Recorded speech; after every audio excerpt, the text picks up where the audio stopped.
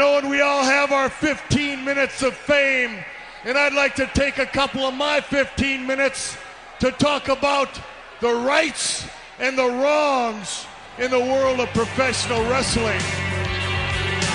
For the WWE Championship.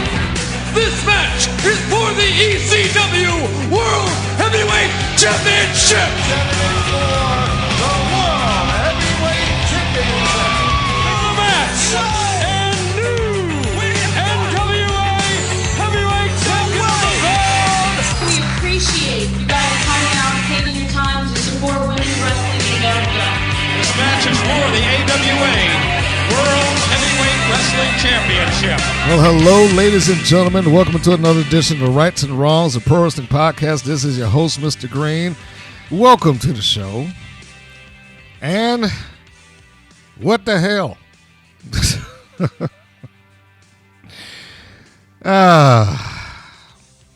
If you've heard me before and you've watched the episode that I'm about to review, then you already know what that was for. You already know why I asked. You already know what my sentiments are. You probably already know how I feel about this thing.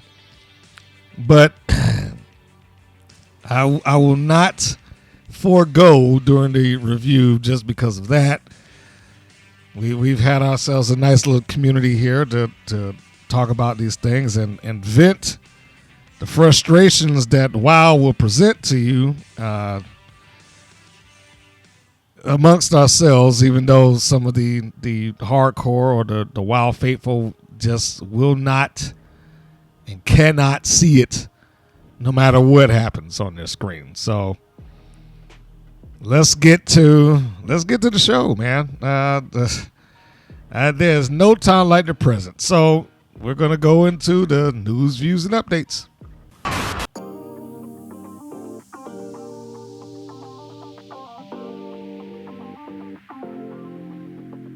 And what have we going on in the world of pro wrestling and pro wrestling news, specifically as it relates to the women? Well, there are a couple of things that's happening. One of which is Max the Impaler. Even though this might be considered on the brink of women's wrestling because she herself does not identify as female. She identifies as, or I don't even know how to say it, so I just have to say she. She identifies as non-binary. But she has also confirmed that Max the Impaler is no longer a part of NWA, Billy Corgan's group. There was a post on X that basically said, I am no longer with NWA. I'm thankful for my time there and everyone that supported me. For now, that is all I have to say. Now, I don't know if that means that there's more information forthcoming.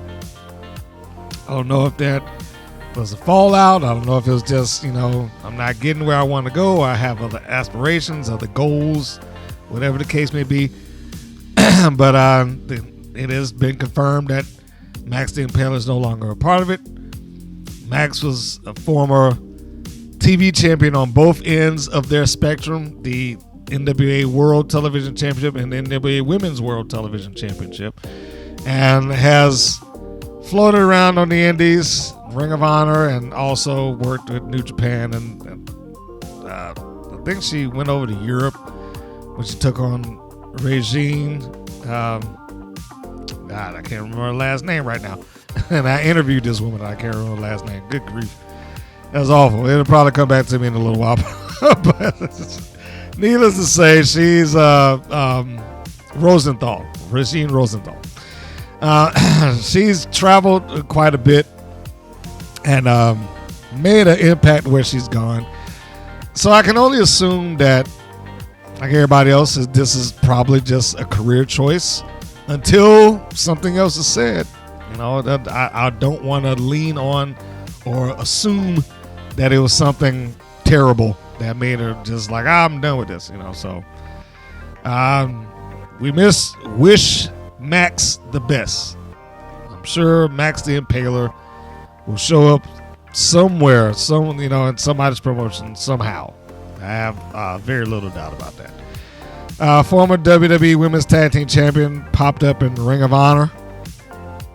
I really would have liked her to pop in with her partner, but the person that they're speaking of is Kaden Carter, the former Kaden Carter. She's Lacey Lane now. She was part of the tag team with Chance, with Katana Chance, and they were pretty good together. I'm actually a little surprised, especially considering the tag team. They have a lot of women, but they don't have a lot of tag teams. And considering that they're somewhat light in that department, they being WWE, even across 3 or 4 different brands, there's not a lot of women's tag teams that exist.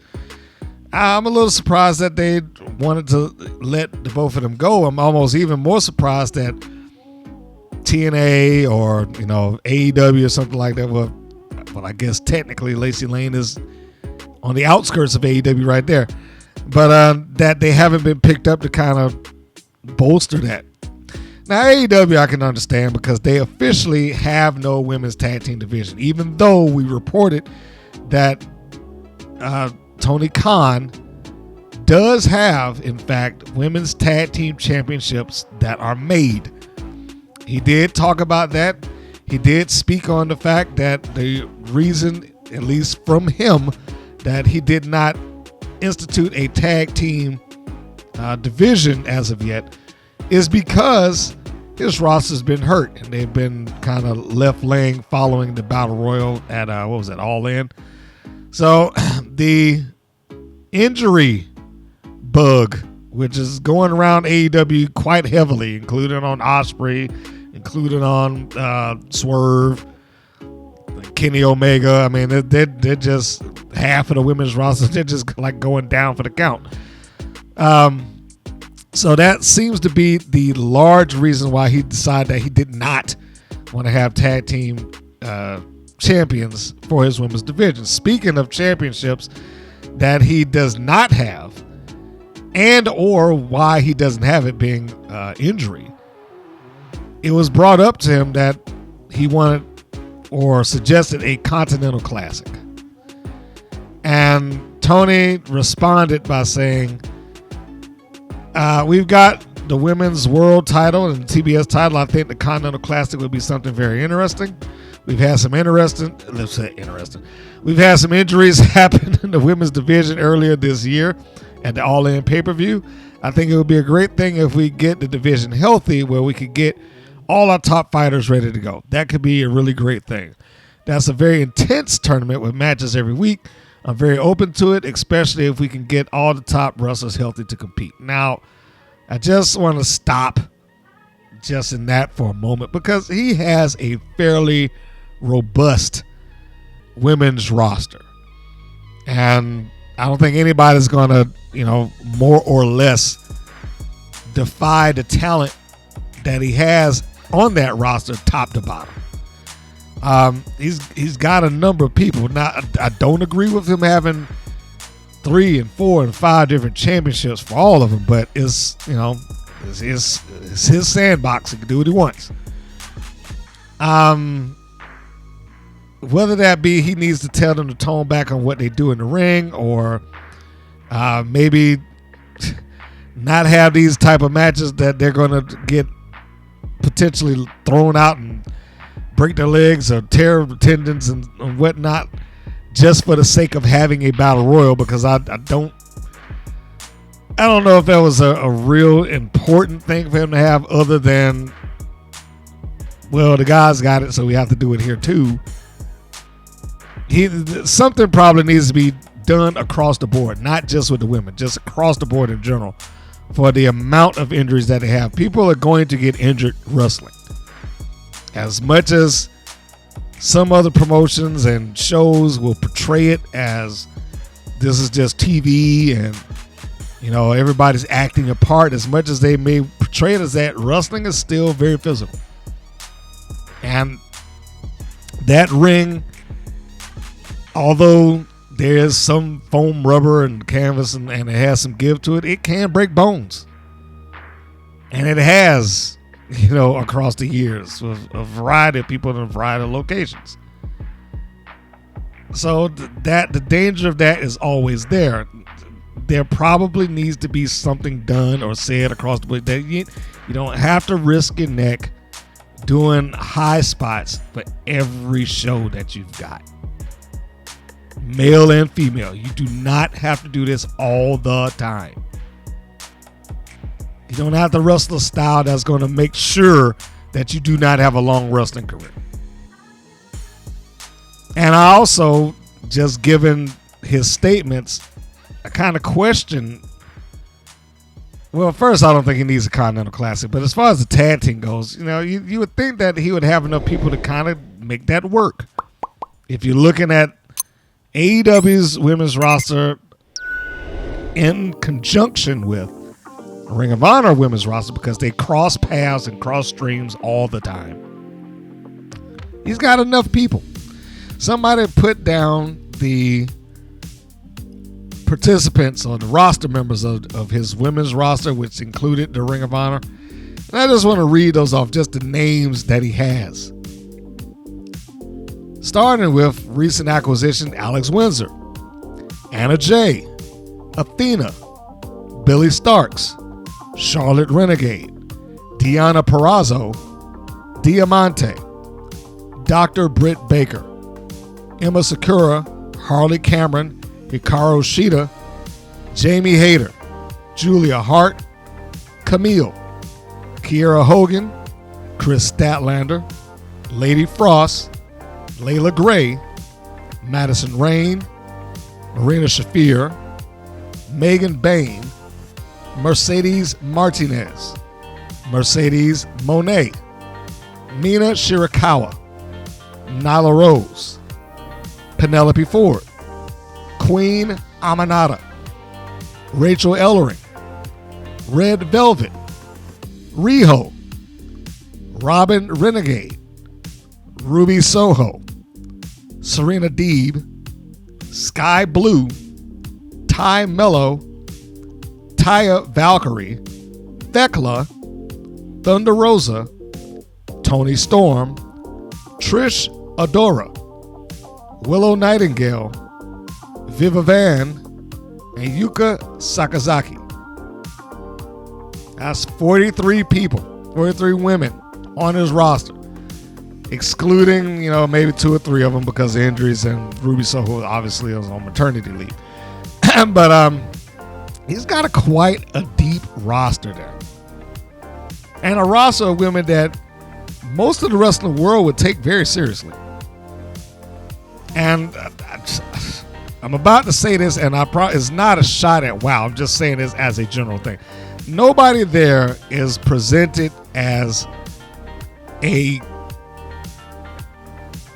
over-the-top, cartoonish caricature of themselves, or just a character all the same.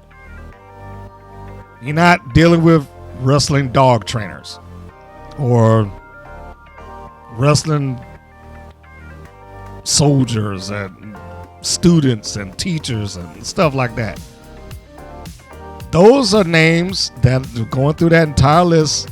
Now, before I even continue, that's not to say that some people on this show have not done stupid things. They have. So I'm not going to discount them or try to defend that somebody out there said or did or portrayed something ridiculous and dumb. I'm just saying that they are by and large looked at as top quality talent, although the booking of which does not reflect that. He could probably get a division for tag teams done right now if he chose to do it.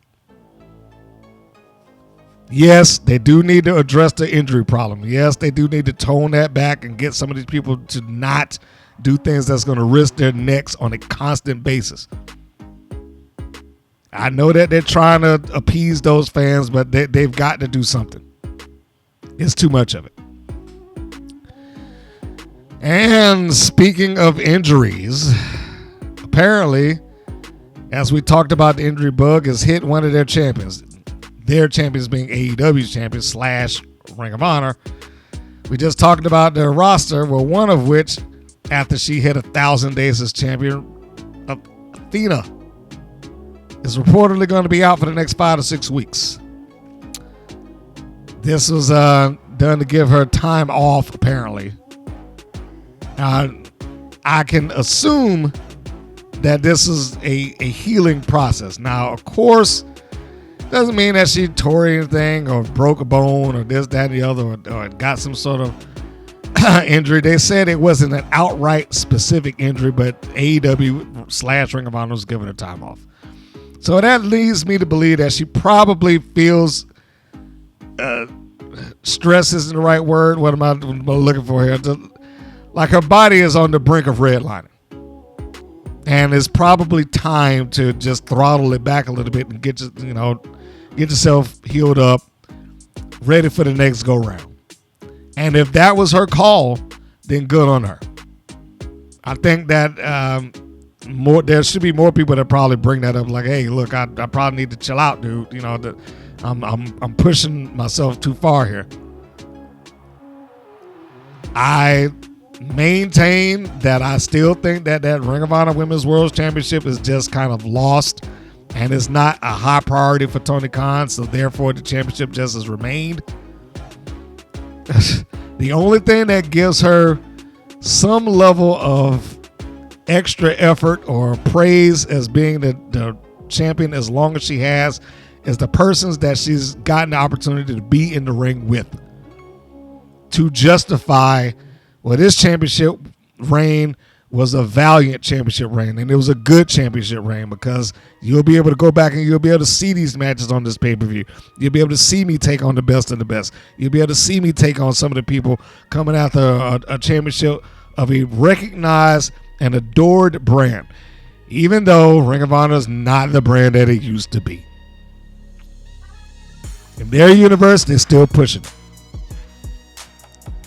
And she's gotten a chance to cross paths with, work against, and every other combination in between some of the bigger names that company has, including Monet, including Toni Storm.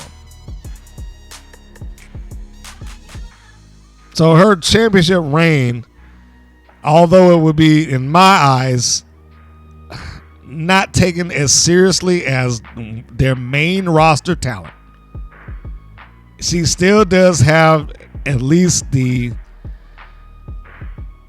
credibility of having been with, against, and associated top level talent. And that's some of that exists outside of AEW altogether, because they do get the chance to take some outside bookings. Her and Starks, Athena and Starks, have a tag team match that's floating out there somewhere in an independent promotion, and they filled that place out against, I think, Shafir and Ronda Rousey. That right there alone, I mean, those matches by themselves are going to get some kind of credibility to her, because she had the chance to be in there with people that other wrestling fans respect. May not like them, but they'll respect them.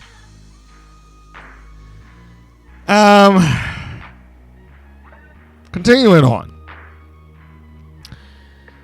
One of the outside interest of one of the WWE talents that we've seen, Natty Neidhart, Natalya, I guess, when she's still operating within WWE-owned functions, that being Triple H. Well, she just won herself a number one contendership for the Reina de Reinas title. Not to be confused with Reina Del Rey. This is the Triple A championship. And she will get the opportunity to go for that title, I guess, in the near future. This has been one of the things that's been going on now. With Natty, she appears as one of two things. First off, she's created herself the low-key legend, and I love the low-key legend persona.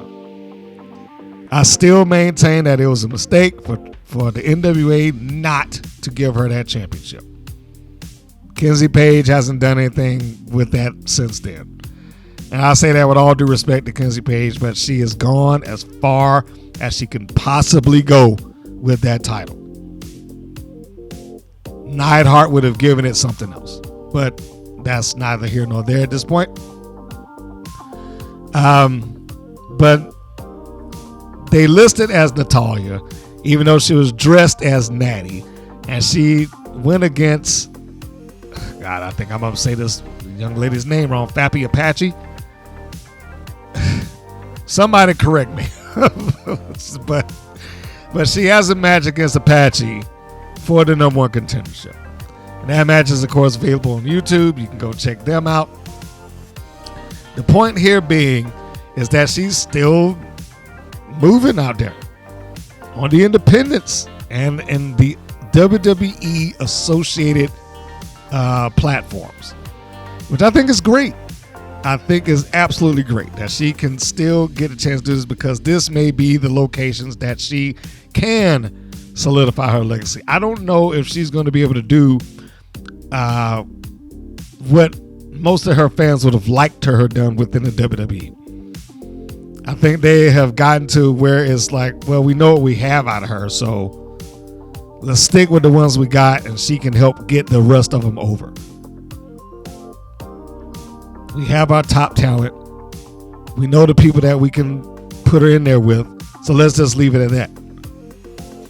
And that's not to say that the WWE is wrong, but they get that way with a couple of people. I mean, their roster's so robust. It's hard not to. I mean, look at Dolph Ziggler. That at a certain point, there were lots of people that were like, man, this dude is great. He needs to be the champion. He needs to do this, needs to do that. I wish he'd leave. I wish this was before Ring of Honor became a secondary entity to AEW. But some people was like, I wish he'd go to Ring of Honor. He'd be great there.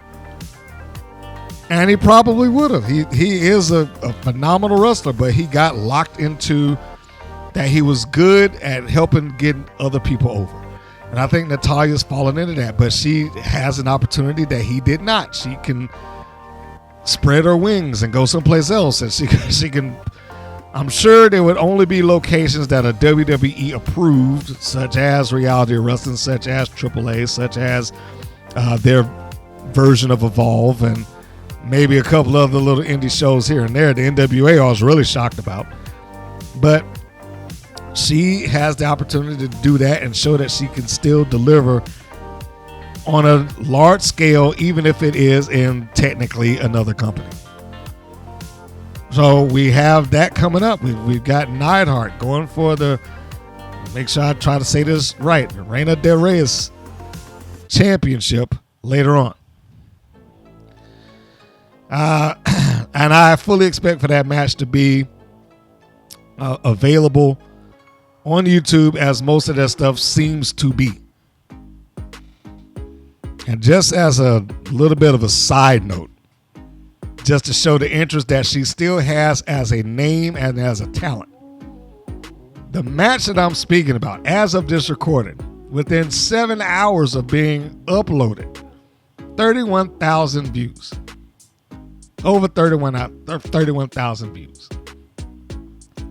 That's that's not even the full match. It's like 3 minutes of it. So there's still interest in her. She still has name value. She still has the ability to get people interested in what she's doing.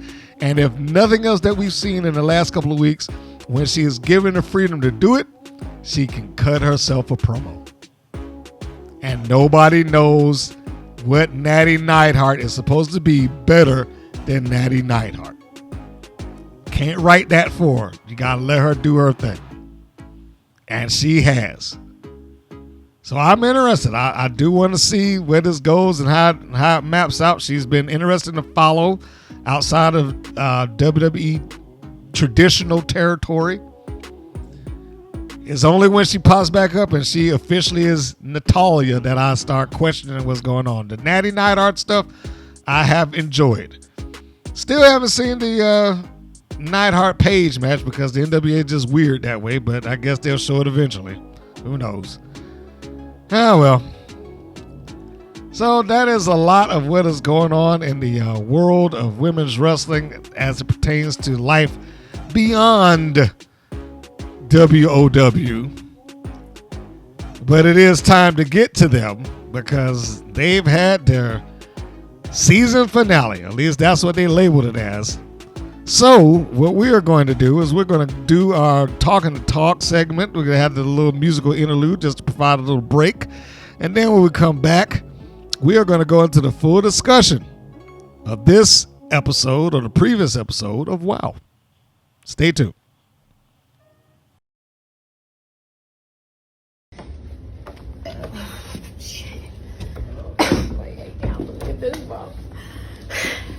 Again, dog, again. She do it again. I talked to this girl. There ain't nothing that can help me. Calm down. You the champion for the same reason. You can handle this. Tiffany, I tried to let you come to All Caribbean with a handshake, but now you gonna have to feel sunburn. Rival Pro. On Saturday night, I become your new and first ever Rival Pro Women's Champion. Now, if you don't know who I am, maybe you don't know ball, allow me to introduce myself. I am the center of attention, Brittnie Brooks. And although I've never been at Rival Pro before, this is my big debut. I know Milo, and I've actually shared the ring with her a few times. And I don't know what's going on in her head. Maybe she has a little bit of rust up there. But she's walking around saying that she's going to become the first ever Rival Pro Women's Champion. And Milo, I don't know how you don't realize this. I don't know what's not clocking to you. But when first ever women's championships are on the line, Brittnie Brooks shows out and wins. And on Saturday night, it's going to be no different. History will be made, and the history books will say that Brittnie Brooks is your first ever Rival Pro Women's Champion, and Mac Daddy Milo couldn't cut it. Why? Because it's Brittnie, bitch.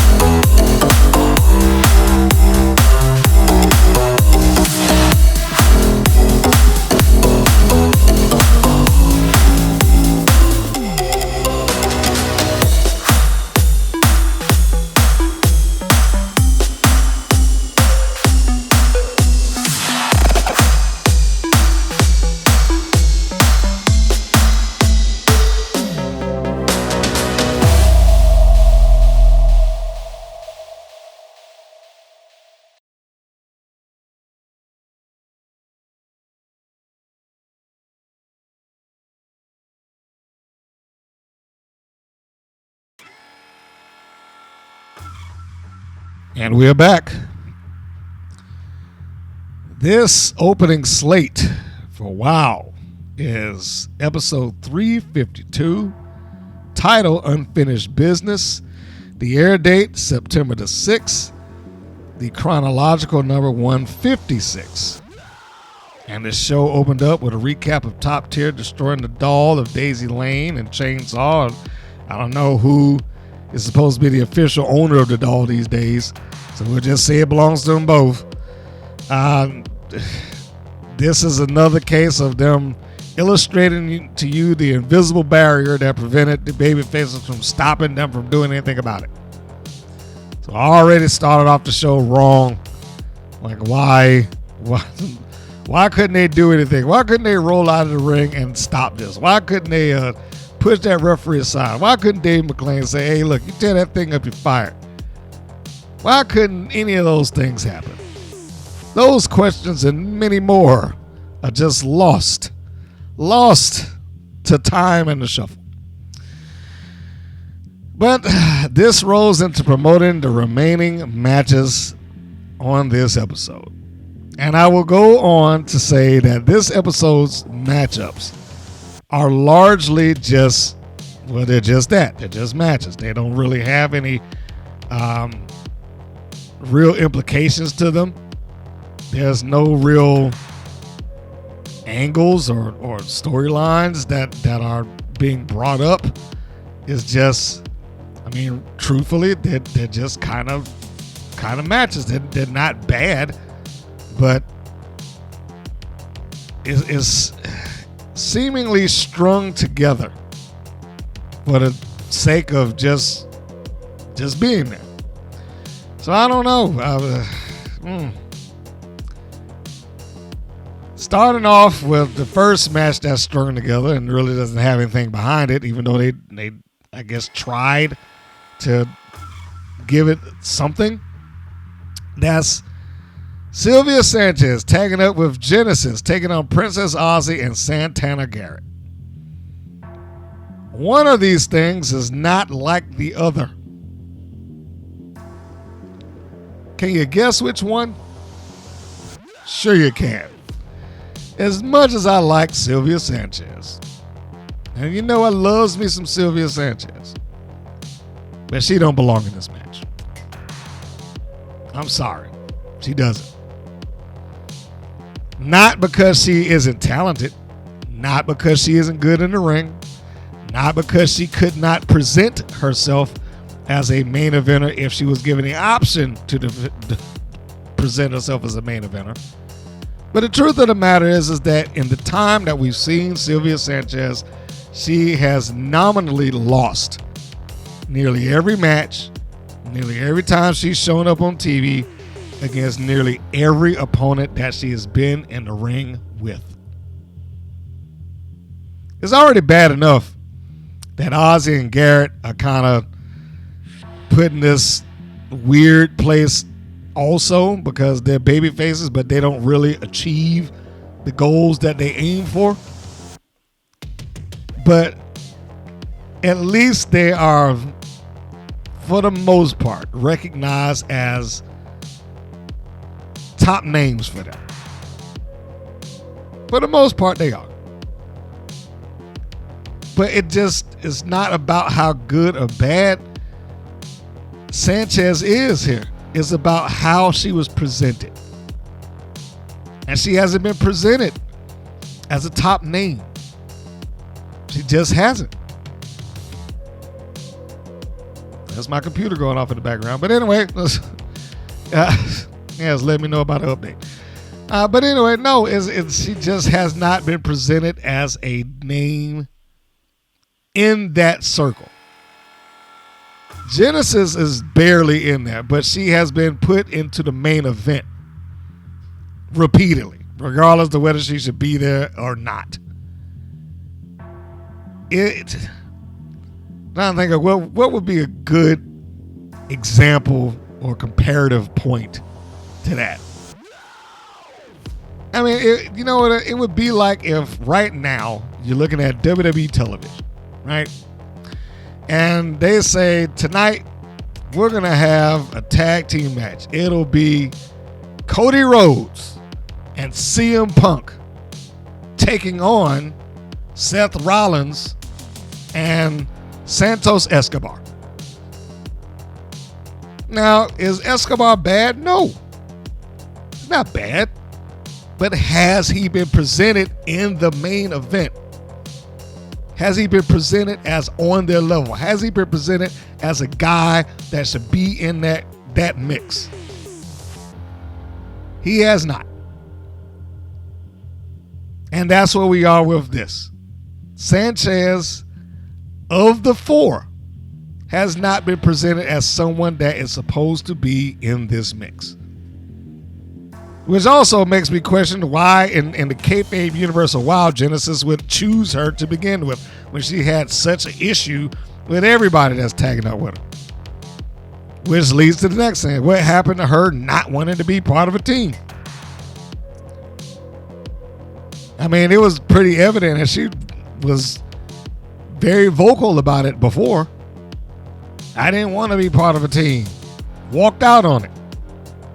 Right? She did her one tag team match, which was trios or whatever, 6-person. Then she did it again, and she walked off on them. It wasn't in another tag team match again. Now she's here, allegedly because she has to, she wants to get even with Aussie and Garrett because she's got an axe to grind with both of them. But the other portion of that story here is the way that she tried to sell this was not, first off, it wasn't on TV. For her to kind of close the gap on the idea that I would bother to tag with somebody, that had to take place on Instagram. Which also goes back to the, if it didn't happen on your television show, it didn't happen. So what are you left with? You're left with David McLean having to explain it, as you always do. Selling the idea of why Sanchez and Genesis are teaming, which is pretty much non-important. Because every time someone gets together on there, they have to try to explain to you why they got together in the first place. They got to, well, you know, they thought about this and that, and then they wanted to be friends. And it was like it all, friends is always tossed in there somewhere. And so here we are. Genesis has foregone, at least in this instance, the idea that I don't need anybody, I don't want anybody, I'm trying to get to be a star of my own, et cetera, et cetera, et cetera. But here, perfectly fine with wrestling with Sylvia Sanchez, despite the fact that there's absolutely no reason for me to believe that she would be able to help me in this instance. And she wasn't. There's not really anything that you need to be told here that you don't already know. And what you already know is it was a good match, but you know who won. Garrett and Aussie won this match as the noble babyfaces coming out there, even though it probably would have been better for them if they had this match going into the tag team championships to begin with. As it is, this is just it's just a match. So our two top babyfaces come out. They do their thing. They shake some hands. They smile. Genesis and Sanchez come out before that. That's when McLean tries to explain it. Like I said, it's really a pointless act of explanation because the explanation is basically always the same. Well, you know, they were sitting around the locker room one day and they decided they wanted to be partners. And then the same thing had to be said for the babyfaces. Well, you know, the partners went off and did some other stuff, so Aussie and Garrett just decided to be partners. And I still don't get why Garrett has to go get another partner. Her partner's there. Or at least we assume that she's there. We saw her show up once. Hadn't seen or heard from her since. What a great return that was. Anyhow, back to the match. So we have some nice stuff going on with the matchup as I would have expected it to be. I walked into this with the full faith that they should be able to deliver the goods, even though you might have had a couple of times here and there that it didn't really, maybe they lost their timing, or possibly the chemistry just wasn't in full focus. But by and large, the match was fine. And I think it's very clear of who would have eaten the fall here. It was dear Miss Sanchez. Garrett gets into the ring. She's the one that does, the big comeback. We get the rise and shine from Santana Garrett, although I wish that was not something that was done. Every match is turned into like a paint by numbers deal with her.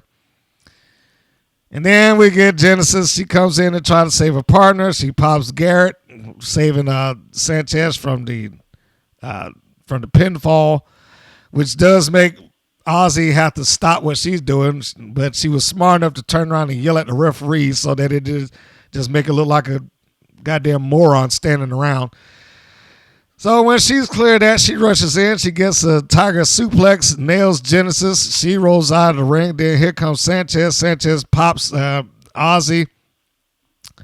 That sends her down, but she ain't the legal person. So Garrett gets up and gives a super kick to Sanchez. 1, 2, 3. And for the first time in a couple of weeks, she didn't get that arm up at the last second. Like right at the 3, Sanchez was masterful at that for a little while there.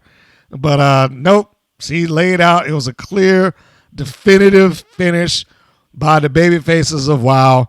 Aussie and Garrett have won the match, and they stand victorious. Now, where do they go from here? I don't know. But hey, McLean starts talking about what's good for the WoW wrestlers' careers. I mean, being there, because it was something along the lines of, well, they were there and they were in the background when somebody didn't show up, and you never know, and when you have to step up to the plate and blah blah blah blah blah. And that could be the difference between being a star here in WoW and falling flat or whatever. Yeah. McLean has some obvious ADR that was going on here, the additional dialogue recording. You can hear it. The audio tone changes right at the end of the match, so you know that is there. And it felt like that was something that would be somewhat ongoing as the show went on. Good match, nothing really to it, nothing to add or subtract. It was just, it was just nice, I guess, match. Next segment is the promo. Samantha Smart cuts one on Nikki Nashville. It's okay. It feels like it's written fine, but the Classmaster just stands around like always, looking like a doof and not doing anything except making faces in the background while her master speaks for her. At this point, I'm like, just put the leash on her and just walk her out to the ring already. She can't really do much else besides just be her obedient pup. Jeez. So you got this promo, and there is no rebuttal. Like, Nikki Nashville doesn't say anything, and let's just go ahead and say this now. This promo, regardless of however she delivered it, was worthless. Because the match didn't go anywhere, but we'll get to that. So she starts, doing her thing, and it's basically the rinse and repeat of everybody's stupid and we're smart. If you dwindle it away, that's pretty much where it comes down to. The next segment is a promo for the next match. It's Veronica VaRoom versus Kalaki. This is one of his favorite alliterations, Vicious Veronica VaRoom against Kalaki the Island Girl. I don't know why that is something that needs to be done all the time. I mean, I understood the explanation of Stan Lee when he was writing comics, and he said, well, I had Peter Parker and Reed Richards and Otto Octavius and stuff like that. Sue Storm. It's like, well, that's because I couldn't remember. It's like I figured if I could remember the first name, I'll remember the next. So, I mean, I got it. Why they're doing it here for everybody they could possibly do it to, I don't know.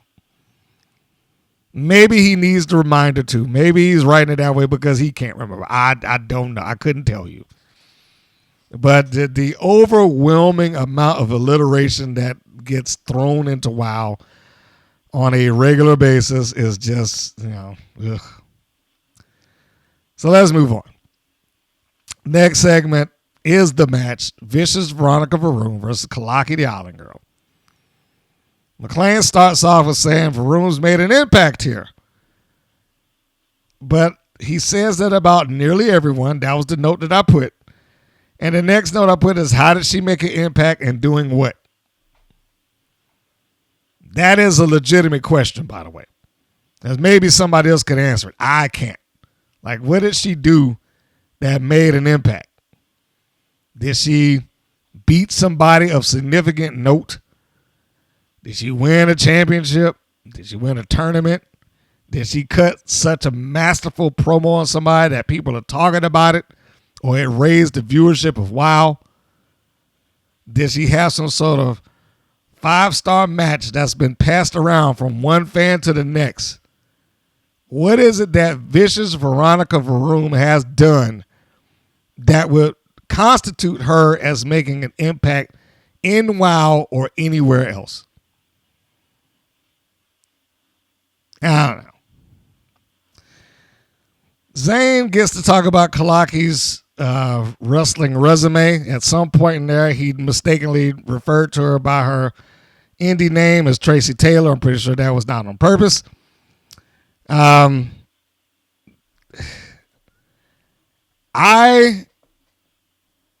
don't think that VaRoom is ready for television. She's better than some of the other ones that have been there. And when I say that, I'm specifically talking about like Crystal Waters. Like she shouldn't have been on TV at all. I don't know why they even allowed that to happen. But there are points in here where it looks like, and I'm just going to say, as I was told, some people in that roster or on that roster lose the ability to continue on once the given steps that they've practiced have been altered to some degree. And I believe, I cannot prove that. This is one of those this I cannot prove moments. But I do believe that to be true with people like VaRoom. She has these moments in the match where it looks like it takes her a second to get her thoughts back together. Like, okay, what am I doing next? And then she have to stall, and then she have to do something, and then they'll continue on, but there's going to be something that's missed or what have you. Like there's a point in the match where who was it? Tracy Taylor, when she's in the ring with her and VaRoom tries to charge in, it's like a late clothesline. And like I said, it took a little while for to get everything back together. She has these moments where she just needs these pauses. Or she'll do something that if you were to ask her, like, well, what did you do this for? And why did you not proceed and carry on further? It's like a WoW training hallmark.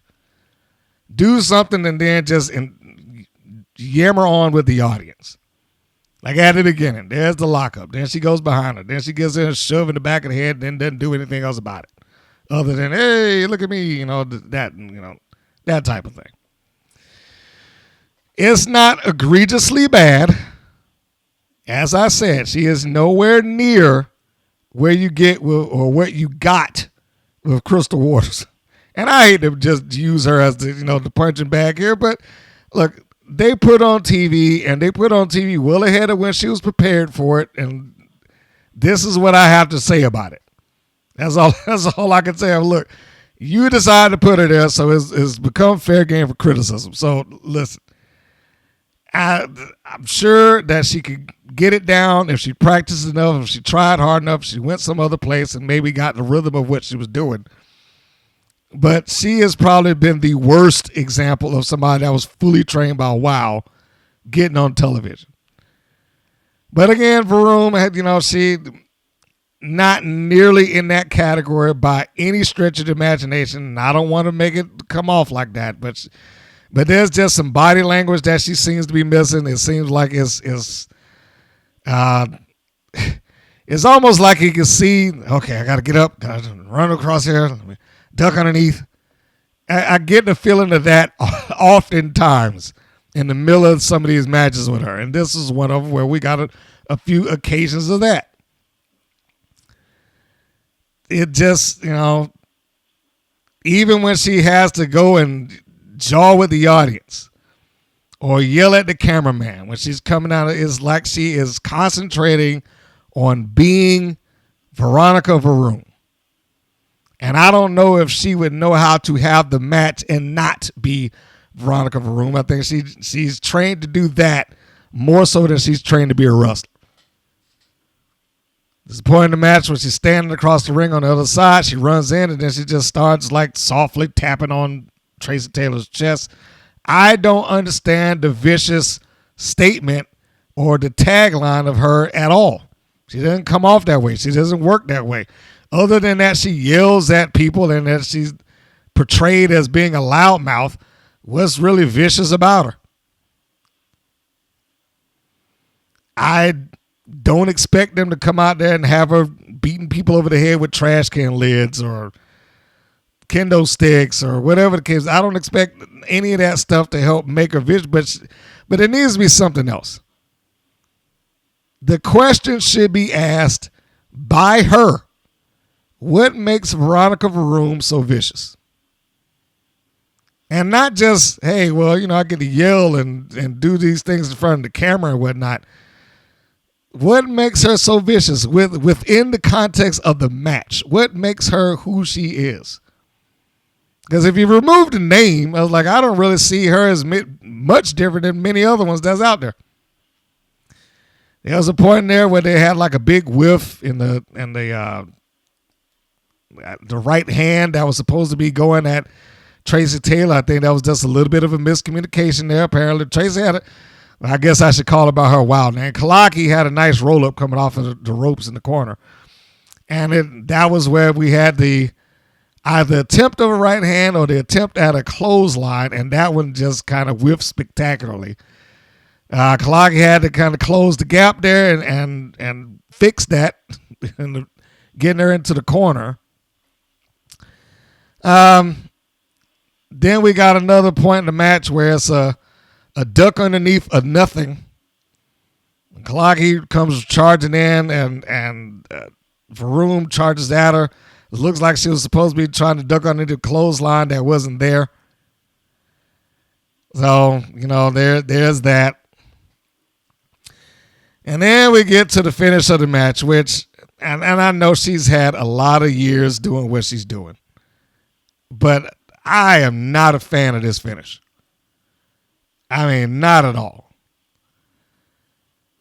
The snapmare driver that she does is a good move in and of itself. And it looks like it could be and should be a finish. Even though it really didn't do much in the context of what was going on in this match. She hit it, and then she started going for a surfboard thing, and VaRoom is immediately trying to fight to get out of it.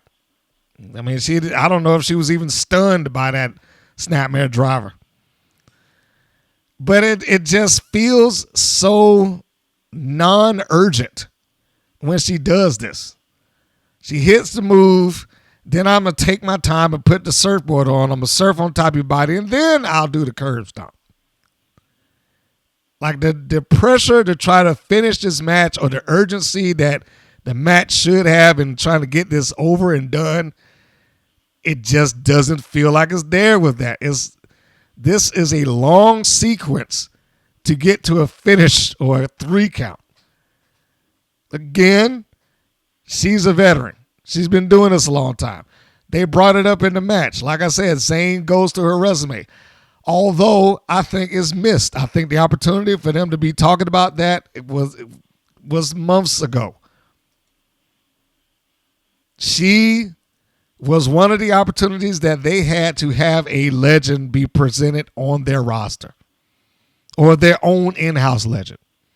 She probably was not going to be taken that way across the board with everybody else, but they could have started building the foundation of her having that by getting some extra footage, by getting some photographs, by acknowledging her that she had been Tracy Taylor on the scene for the last 20 years, by having to sit down and interview and kind of bolstering her up a little bit to give some kind of credibility to her. All those things could have happened. All those things could have worked. Instead of just laying it out in the middle of a match like, oh, well, you know, she's been all over the world. She's been on the Indies. She's been here, there, this, that, and blah, blah, blah in Japan. You know, and all of that's fine. And I'm glad that he actually took the time to try to lay that out there for people. But she's been there for months. She's been in this company for months, and we're kind of like just getting this.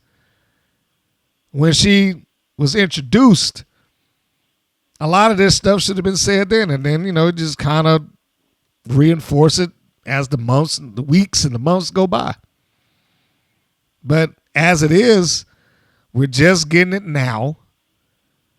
They just talked about her and Chamorro as a tag team, even though I'm pretty sure that's not going anywhere given Chamorro's current condition. I'm assuming that if she ain't right around the corner from giving birth, she should have done it already. But this felt like, in terms of the commentary and talking about her past, you can't legitimately say that they were wrong for not bringing it up. You know, in fairness to them, you cannot legitimately say that that is the case. What you can say is that, you know, it would have been nice if they had addressed it sooner and tried to make her that and put her on this pedestal where she may have had more value down the line. As it is, she's just another name on the roster and another face in the crowd. And as good as she is, and I'm sure I will see more of her matches as time goes on, that finish, man, it feels like it just wastes too much time for me to ever like. It's not a come out of nowhere thing. It's not a bam and you're done. It is 3 different moves to get to this point. I don't know how on earth you could get that over. The snapmare driver should be enough. Boom. 1, 2, 3. Try that. But to do that, surfboard, then curb stomp. I don't agree with it. It's their show, but I don't agree with it. Next segment is promo for the next match, Kalaki and the Phoenix versus Animal Instinct. Segment after that is the video package addressing the journey of Kalaki to finding her ultimate tag team partner. I was like, oh my gosh. I understood what they were trying to do, but let's completely throw the previous tag team partners that she had under the bus. So this basically is like, all right, this opens with one superhero's journey to finding the ultimate tag team partner. And then they show you the other 2 that went down at the hands of Top Tier, I guess. I mean, even though they didn't, it seemed like they were trying not to make this about Top Tier. But it's hard to do this and not make it about it. Personally, I don't even see why they brought it up. I do not see why they even brought this up. It wasn't important. It's not necessary for them to reiterate like, well, you know, she had another partner and then she lost that one. And then she had another partner replace her and then she lost that one. Now she's got this tag team partner and they're going to do much better. I don't think this was a necessary function. This is just me. It's somewhat revisionist history. Because, yeah, they talk about that they got to win over Top Tier, but they failed to mention, like, what they lost the following week. Trying to make it like, oh, well, this partner was, we've never had any problems. Well, they already had it. They just excluded it from the video package. So this pretty much implies, I'm sure they didn't want to do this, but it pretty much implies that Kai's previous partners were not or are not as good as Xena Phoenix, which is the note that I put as this is going on. Too much irrelevant information and footage. The story is Xena Phoenix, or more importantly, is Kalaki and Phoenix against Animal Instinct. If there's a story there at all. And that story is like loose knit at best. They try to present this as if, well, you know, we got to avenge this big loss that we had to Animal Instinct. What big loss? They just lost a match. It's not like they were engrossed in this blood feud, or we lost a championship, or I lost my personal item, or they insulted my family, my honor, my friend, anything. It was just a match. It was just a match, and it was just a loss. That was it. Didn't have anything else to do with it, with any other reasons that you would want to get even. But I'm sure they were trying to muster up some kind of story from somewhere somehow. The next segment, the match itself, Animal Instinct versus Kalaki and Xena Phoenix. First thing I wrote is, why did the ring announcer open with the following is a non-title match? I think that would be pretty self-explanatory, given that neither one of them have tag team championships. So what was that about? I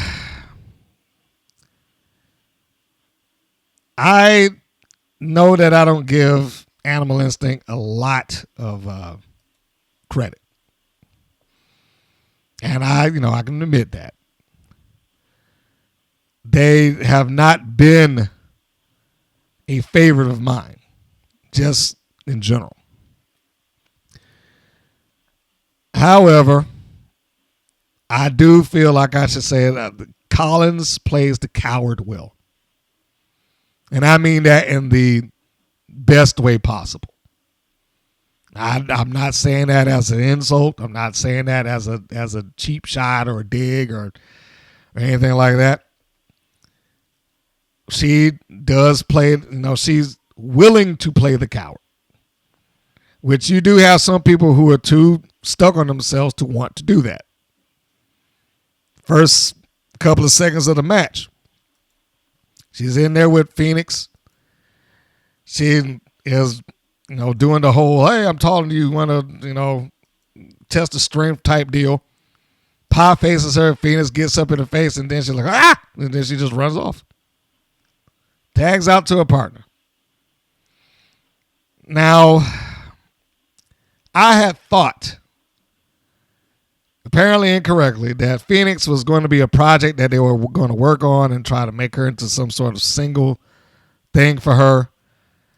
But that apparently is not going to be the case.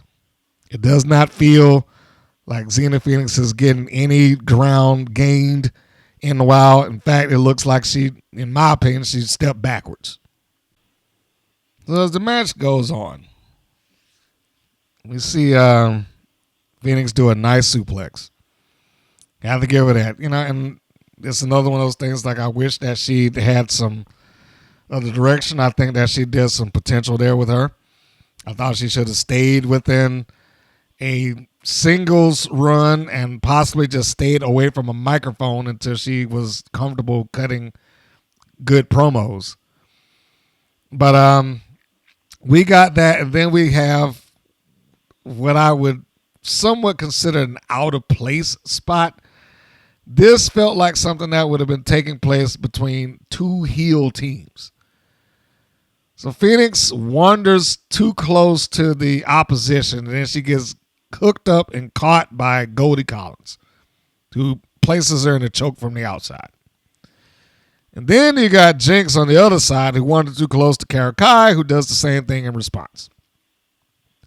So now they're both basically standing there with a choke standoff with their respective partners of their opposition.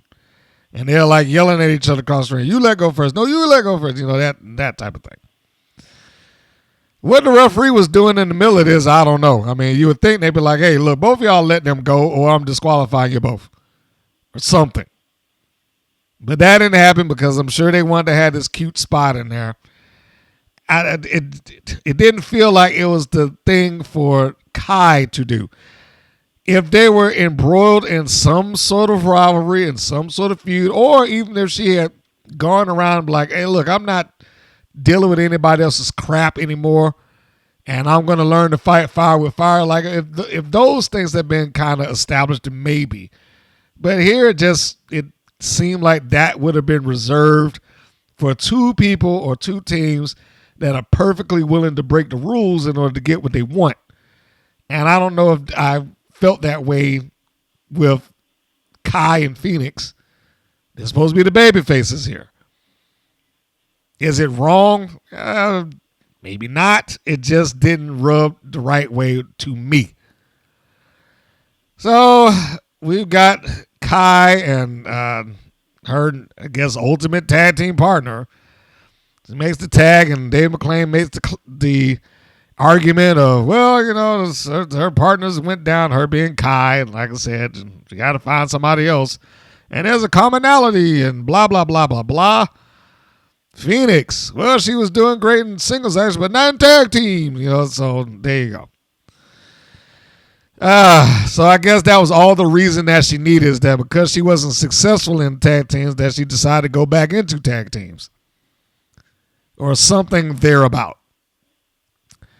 Collins goes to cheat for a partner in the corner. When they get to a close turnbuckle, she grabs the hair of Kai. Then she gets the tag, and then she gets to come in, and she takes control of Kalaki. And this puts the heels in charge, at least for a little while. They have a nice little tandem move, a little kick that stands Kai up. Jinx then grabs the hair and pulls her down in a reverse X Factor. That was perfectly fine. They did a fine job. It just falls under the same rules of everything else that I said earlier. It's like there's not a lot that's going on here in terms of angle of story. This is a loose knit story at the very least. There's nothing here beyond that. Well, you know, they lost once, so they got to get their win back. So they are probably the absolute case of 50-50 booking, if you want to go there, especially if there's no tiebreaker match, which at this point I don't know if it would be, or should there even be one. So anyhow, we get to the point where Kai is getting the heat on her until she's able to make the tag. She goes in, she gets the tag to her partner. Phoenix comes in, and she's like House of Fire, of course, and then, she goes for the cover. That's unsuccessful. Now all four people in. The referee's got to stand around and wave his arms like, hey, guys, stop what you're doing. Hey, get out of here. You move. And he just does out. I really wish that they had another way to get to what they were doing without making the referees all look stupid. Because they do. And because you know that they just have to stand there and watch this. And they can't do anything about it. They can't even act like they're enforcing the rules. Case in point, the choke spot that you saw earlier. This is one of the reasons that I don't agree with it. And it would have come off better if it was two people that were perfectly fine breaking the rules. But he didn't do anything about it. Just kind of stood there like, hey, what are you doing? And same thing here, all of them in the ring. Hey, guys, get out of here. Stop. Anyhow, they being Animal Instinct, take control. They send the baby faces into opposing turnbuckle corners. The heels charge in. The baby faces go over in what would look like a sunset flip, but there's a roll through on both parties, and they both apply an arm breaker or arm bar. And Collins taps out because it's Phoenix that does it, and that's her finish. Jinx does not, even though she's in the arm bar all the same. I kind of wanted to see them just both tap. Like, if you're going to sell it, just go ahead and sell it. There was no reason for Jinx not to, but I mean, it's It's not going to kill the match. It's not going to ruin anything. It's just personal choice. If you're going to apply double arm bars, why not just get them both to tap? So they have their submission win, and I got what I expected out of everybody that was there in the comments. This is great. This is, they finally got it. They should go to tag team titles and so on and so forth. And following that, then we get the after-match promo. McClain comes in, and he interviews them both. And Kai puts Phoenix over that she's grown and gives her thanks for coming in and helping her. And then the microphone goes over to Xena Phoenix, and she's like, I'm here to make a legacy. I'm like, all right, well, how? But then McClain's like, all right, guys, hey, baby faces, Xena Phoenix and Kalaki. It was good, but it was vague. Now that's all I'm getting at. It was a good, reasonable babyface promo, but it's not like they had a lot to say.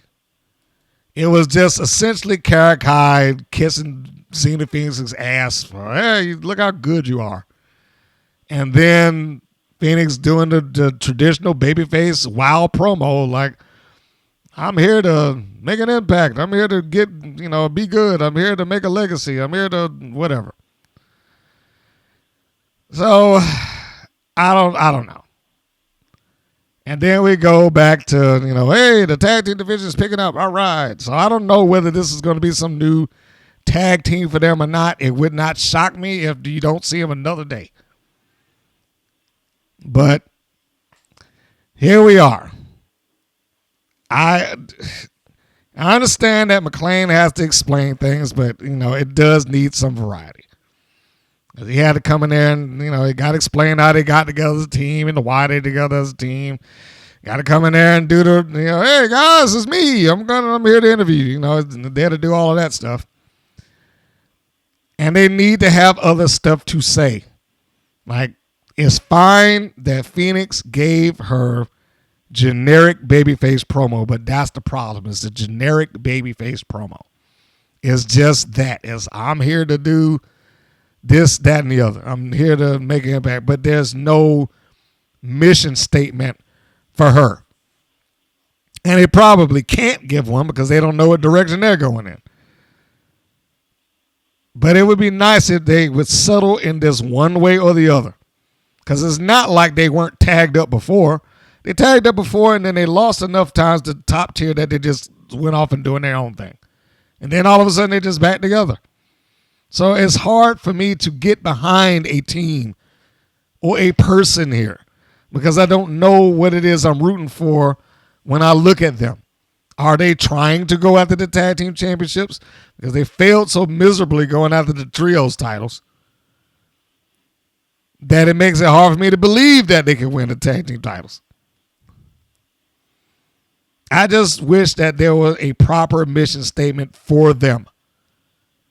And they don't feel like that's there. The next segment is the promo for the main event. And then we get a vignette or a featurette, however you want to choose to define it, with Samantha Smart and the next segment. Noticeably, she has a tea bag with IQ on it. I'm like, all right, she has her own brand of tea, apparently. And this is here to talk about how they should have not lost the championship because I cheated and you should have disqualified me. The entire argument that Samantha Smart is putting forth is that I cheated and I didn't get caught cheating. Well, you should have caught me cheating in the first place. Like, I don't know. So she's essentially saying that she should have been disqualified, and Classmaster shouldn't have lost the belt. She carries on about, well, why did Reina Del Rey get a championship match when everybody knows that the Classmaster should have gotten a rematch? Now that part I would agree with. If that was established in WoW's lore, that hey, you lose the title, you get an automatic rematch or whatever the case may be. But the truth of the matter is that I questioned that at the time. It's like if it was just that easy just to go and be like, hey, and we're up for a title shot and you get one, then why didn't you just say, well, I want a title shot and you get with that? This is where that lack of consistency starts to bother me. And it's a pitiful argument. I'm sorry for this alleged genius. This argument is pitiful. First off, she's sitting there with a book that probably should have been used as the weapon rather than the one that they had. That thing is thick. You could believe if you hit somebody in the back of the head with that, they might go down. Not that pamphlet picture book that they carried to the ring. And they're showing all this B-roll of the Classmaster being, as goofy as she normally is. Pointing at the belt, pointing at her head, wearing the schoolgirl outfit and the cap and gown and all that good stuff. Samantha Smart talks about how they raised the bar in the WoW. I was like, I could not even begin to stop laughing at that. I was like, you got to be kidding me. Raise the bar in the WoW doing what?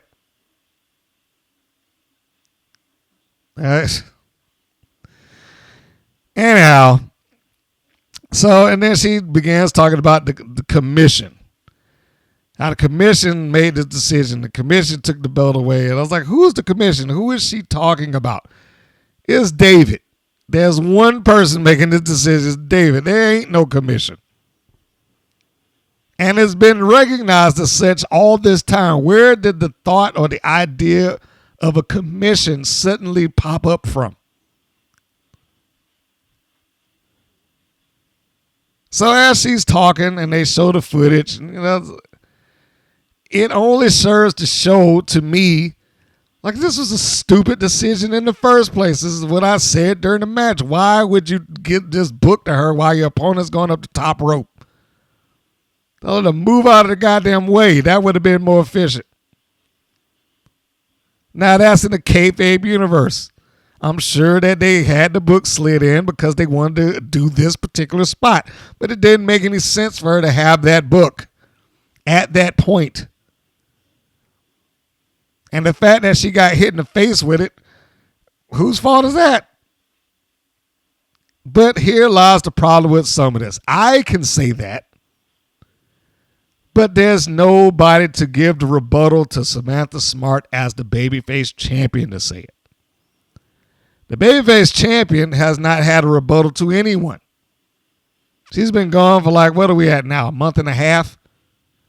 She hasn't said anything, hasn't sent any promo, hasn't, no words from her whatsoever. It's just Paola Mayfield. I'll get a title shot from you, and when I do, it's going to be Colombia versus Mexico, and then you got Samantha Smart. We should have never lost it in the first place. Tormenta has not been able to, nor attempted, apparently, to send in any sort of promo to counteract that. And even if she did, would she be able to get the point across? Would she be able to articulate it? This is part of the reason, and I say with all due respect to Tormenta, that she probably wouldn't have made my championship list to begin with unless she was going to be short term. And even now, she didn't get the chance to be a short term champion. She got hit, and then she's off. And I'm pretty sure the only reason that they're going to have footage of her with the championship that she does have in a match that she did okay in is because they shot it months ahead of time. And they're just going to shuffle it into this thing. But outside of that, the heels are verbally eating her up. Whether I agree with the arguments or not. And she has no means to counter this. It's enough that WoW is basically a heel promotion to begin with. They get the most airtime. They pretty much succeed at all turns. Even when it's off their TV, if they got to do some promo work or some press outside of WoW, who do they pick? More often than not, it's heels going out there to do that. Viola Mayfield shows up to go do some stuff. Animal Instinct shows up to do some stuff. It's always the heels. The heels always do the press for them. Genesis shows up. Campanelli shows up. I ain't saying that no babyface shows up for their stuff, but if we're doing the averages here, the heels pretty much outrank that.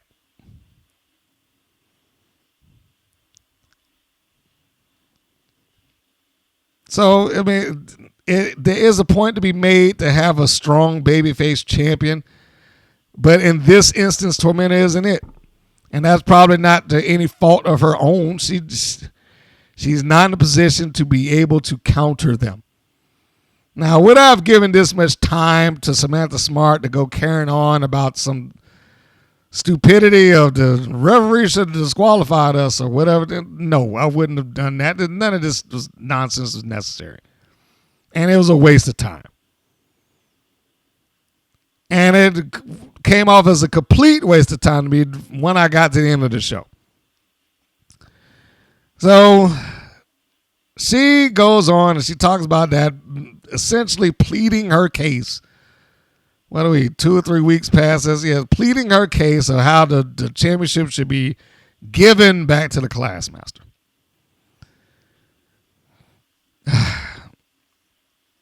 It wouldn't shock me if they did it. I hope they don't. I mean, because I thought we've gotten away from that clown, but, you know, if they go back to the Classmaster and whatever.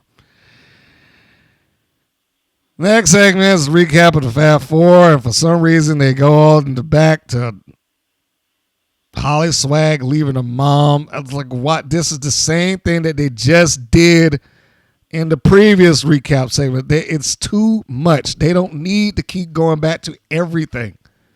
Same thing I said about the video package with Phoenix and Kai. It's too much irrelevant information in this footage.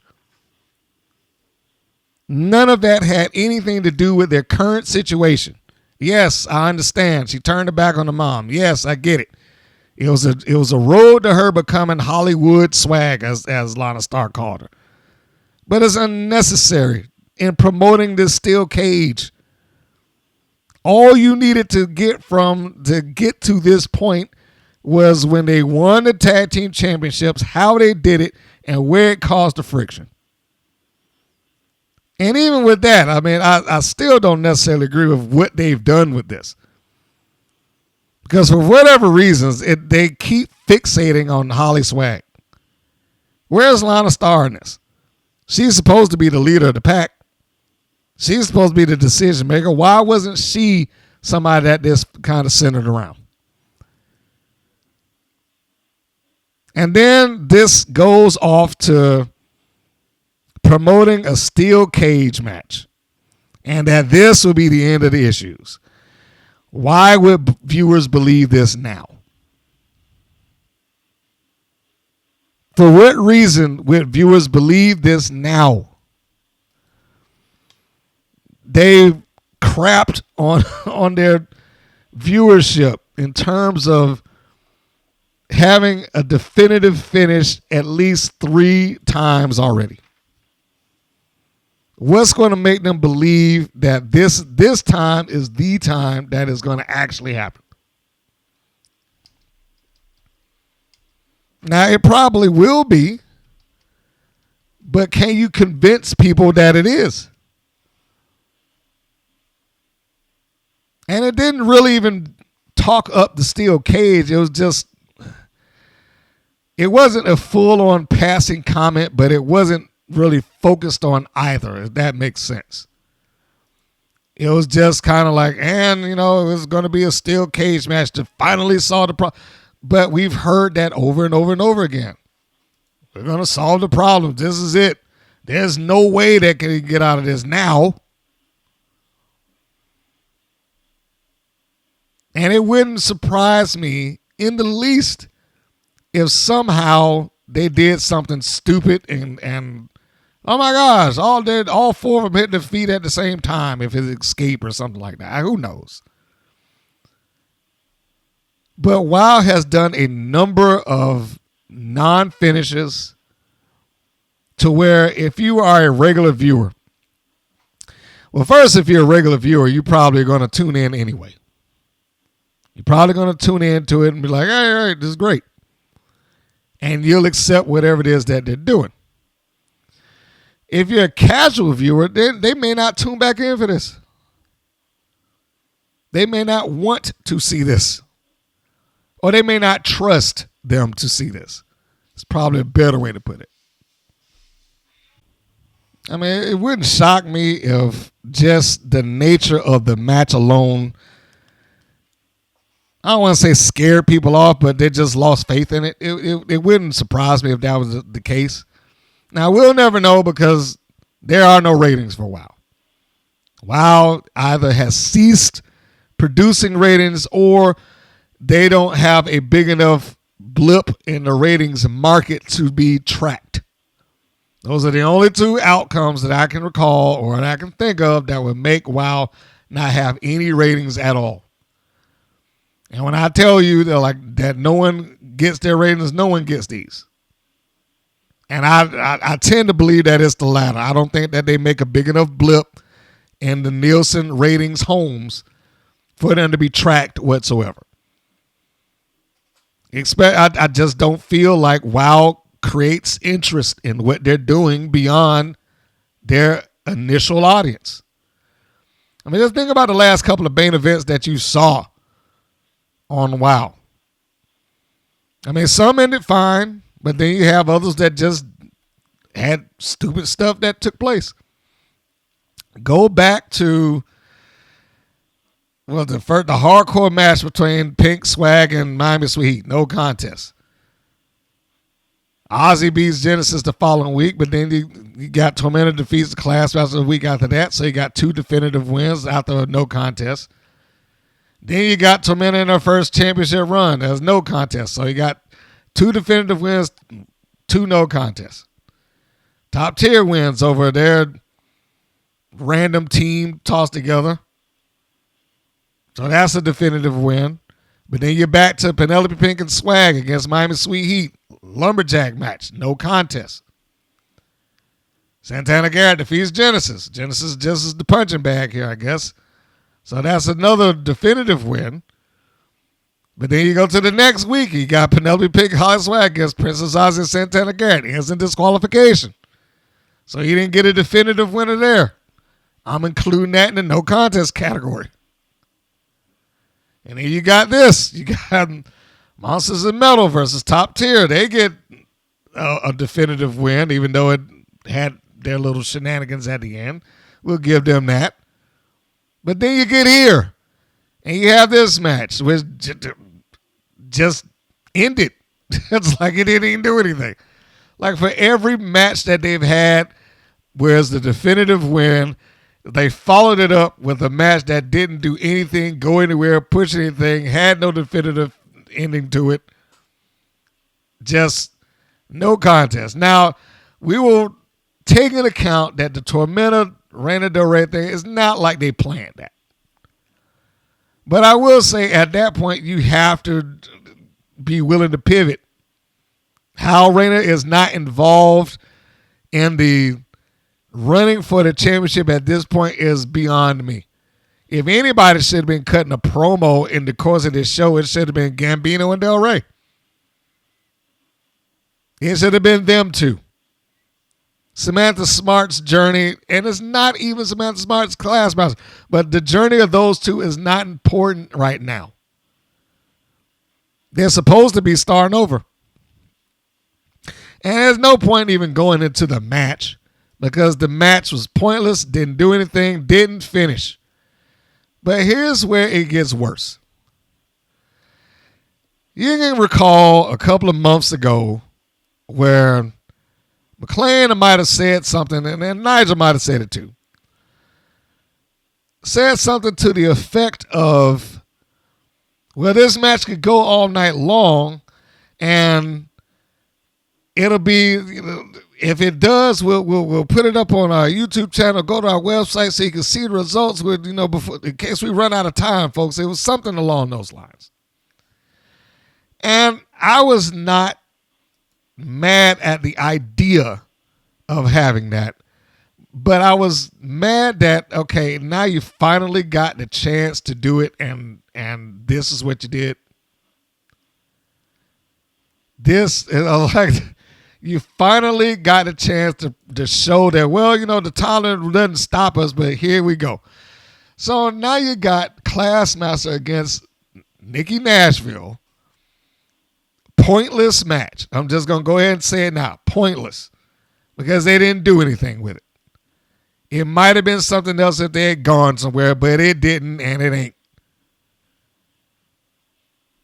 And if you ever wanted to see the Wild Faithful come out and defend something, to go in the comments of that. Doesn't matter what they do. Fantastic match.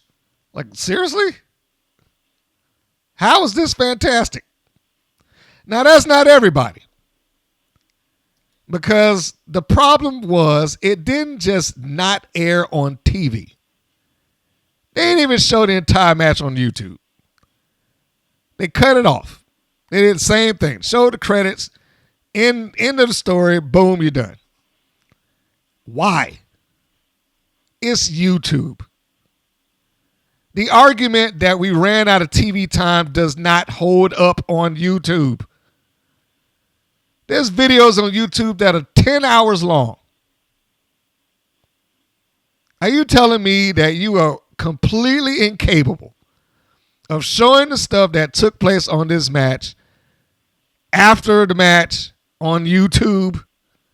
Television is one thing, and even that is pushing it because it ain't a live show.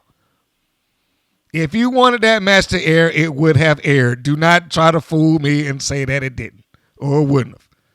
That is nonsense. In a taped environment, you could have done this. This is why I mentioned with Samantha Smart, it's like this was not worth having on there.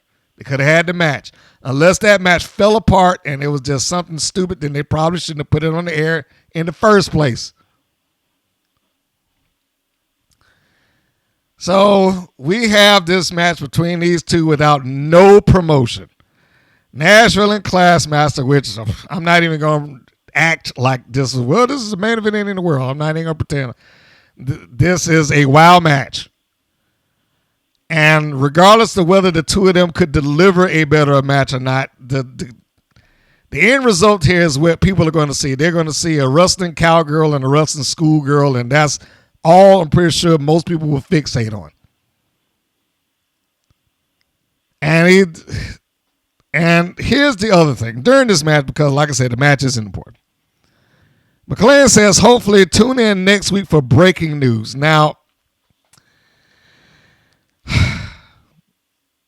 that you cannot be breaking news if you're giving it a week's time in advance. That's not breaking news. That line bothered me just because of the job that I'm in.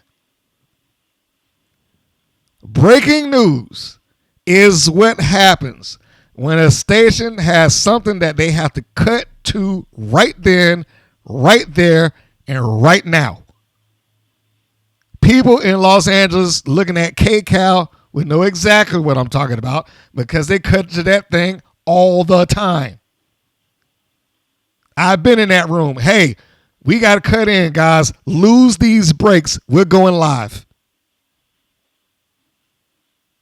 It ain't breaking news if they tell us that a week in advance. Next Saturday, we're going to be cutting in for a car chase. Then you're planning it. So, yeah, I'm sorry. It's a small thing. It just irks me. It ain't breaking news. It is not breaking news if you are advertising it a week out. Exclusive news, maybe. But it ain't breaking.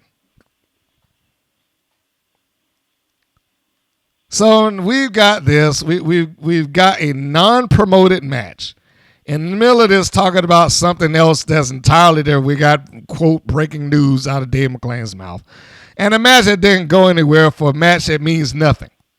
There's no stakes on the line here. There's no promotion going into it. And it has no conclusion. Why are you watching this? I mean, those are your elements right there. There's no heat. There's no stipulation. There's no object on it. There's nothing here. There is nothing here. It's just, this might as well have just been the middle of the match, mid-card, opening show, whatever the case. They should have just went off the air. There was no reason for this thing. And there's nothing to justify it being there. And there's nothing to justify it being in the main event. There's nothing to justify why this match is cut off. There's nothing to justify why this match is on YouTube cut off. This is awful. And of course, because something about Nashville and her country they got to talk up hunting and fishing like they always do. Well, she learned how to hunt and learned how to fish. God damn.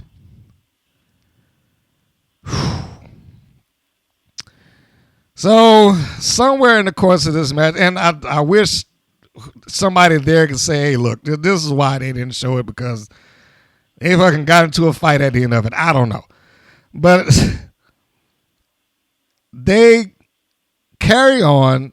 And again, like I said at the beginning, you have a clear case of voiceover from David McLean. You can see that, or you can hear that part take place. Whereas just, okay, he ain't there talking to Nigel at this point. This is in a audio booth somewhere where he's recording his lines elsewhere to try to tie this up.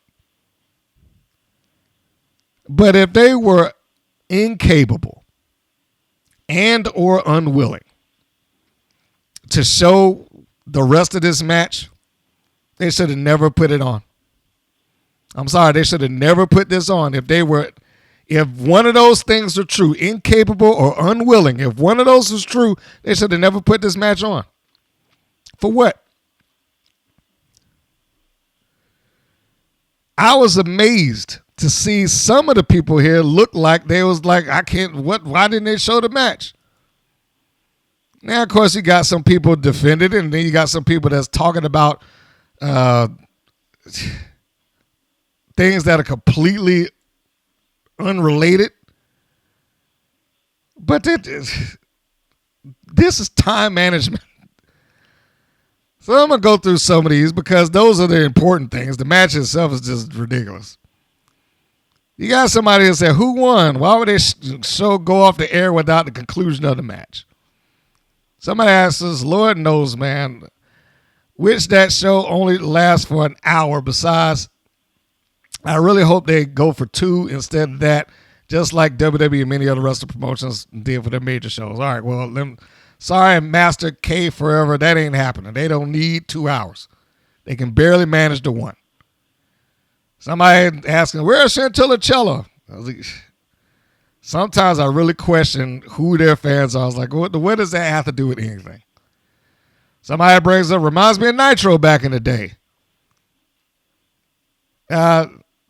We got somebody else, Richie Pereira, 5530. That's why I'm saying, like, why they cut the episode short? Because the church lecture thing took 14 minutes of women and wrestling. What's wrong with that show? They should just cancel it. I don't know what he's talking about, the church lecture thing. I guess that's he's talking about Samantha Smart, because it was a very pristine and clean looking promo. All white room. I mean, the only color that was in it was the book, which, I mean, that was an odd choice. What are they talking about here? God, you know, they have some of the worst grammar. Whew. Did see the ring, and those fences they put up because of Miami Sweet Heat. They like to run out and ambush Holly Swag and Penelope Pink's matches. That's because they don't have the tag team title built. That's why they have to put up the new ring. Like, that has nothing to do with anything that was going on there. Sandy Morton, what did they write? I did not see the first match and why they did shorten the main event. That never happens, even though they spelled happened wrong. Out of all the years I've watched this show, they never shortened the main event. I have been watching it from the first episode when it showed. Good grief. Oh boy, I don't want to talk about it. The grammar's bad. Then somebody tried to defend it. Their TV time ran out. That's why they went off the air the way they did. Somebody came behind it and put in big capital letters, "It's a taped show!" Exclamation point. They didn't run out of time. They just edited it poorly. He deserves a thumbs up. I'm gonna agree with that.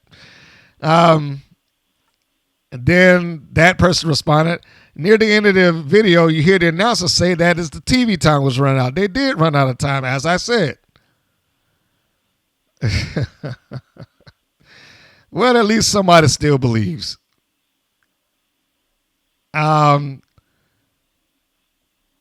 I see they've been bashing them for a lot of stuff. One of the things is not enough matches and how they have more than enough for 5 or 6 a week. I would love to point out match 3 ended, and I looked up the time. They had 24 minutes left in their hour show. 24 minutes. They're going off the air with a match still in progress. It's unacceptable, inexcusable, and another epic fail on their side of things. That was from Gary Nemir of -E7X. I don't know how to say that. Anyhow, Nick-M1J puts, I understand that producers need to do a better job at time management. They can't have that happen.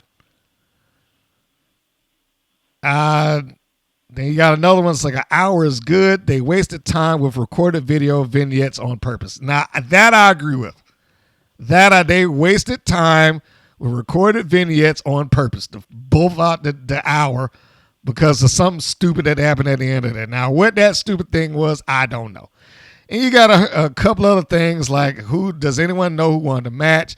Somebody put WHF, bro. I thought they would show the whole match here. I think that was a lot of the sentiment from most people. Somebody put they should have shown the whole match on YouTube just as they had done with their other matches they post here. Well, see, that's the problem there. Timma Curtis, 2488. They don't do that. They put the matches up as they air, which is what they did here. They've never had a chance, or they've never been put in a position where they've had to put up a match because it ran out of time. So, no, they have not done that. Sports fan 8866 put the show was taped and not live. There's absolutely no excuse for not showing us who won the match unless something happened at the end of the show that they did not want us to see. Timma Curtis 2488 responds, I guess it will be a mystery on who won the match unless they reveal the results in the next episode of WoW. Usually I come to this YouTube channel to see the whole matches. And it just, you go on and on and on and on. You got some people that are just not paying attention at all, like go Nikki Nashville and let's go Classmaster. You got a bunch of those. But surprisingly, you do have a couple of people that actually question, wow, I cannot believe it. Because most often they don't. They accept what they're given. This is the first time that I think that I have seen them get some sort of backlash out of their fans of any degree. Now, whether they listen to it or not is a whole different issue. Now, this one, is this the guy from Detroit? Yeah, okay. Crazy Mark. Surprisingly, I operate Detroit, so I know exactly what he's talking about. He put down, cutting out before the match is over is a broadcasting sin. Greater have lost local scheduling as such, but is it any wonder the local station preempts WoW for bull riding or some other sport from some other place way out of Michigan that Detroiters could care less about? So why show the cutoff version on YouTube? Better be a hell of a WoW this week coming up, like the introduction of an Intercontinental Women's Wrestling belt while the WoW World belt sits on the shelf gathering dust. ? I doubt that is going to happen. I do not think that is going to be some sort of intercontinental secondary title, even though they did introduce the Genie Buzz belt. You talk about a vanity belt. Well, that is the kiss my boss's ass belt. If that thing makes air, I was like, you just might as well just go ahead and accept it. Well, we got to make her happy some kind of way. Let's make a belt with a name on it. But yeah, the Crazy Mark in this comment is absolutely right. There's been plenty of times that WoW has been either shuffled back in Detroit in that particular market or just cut off altogether. And it will be stuff like bull riding. That's been getting a lot of airplay lately. The bull riding, was it the PBR? Professional bull riding? Yeah, I think that's it.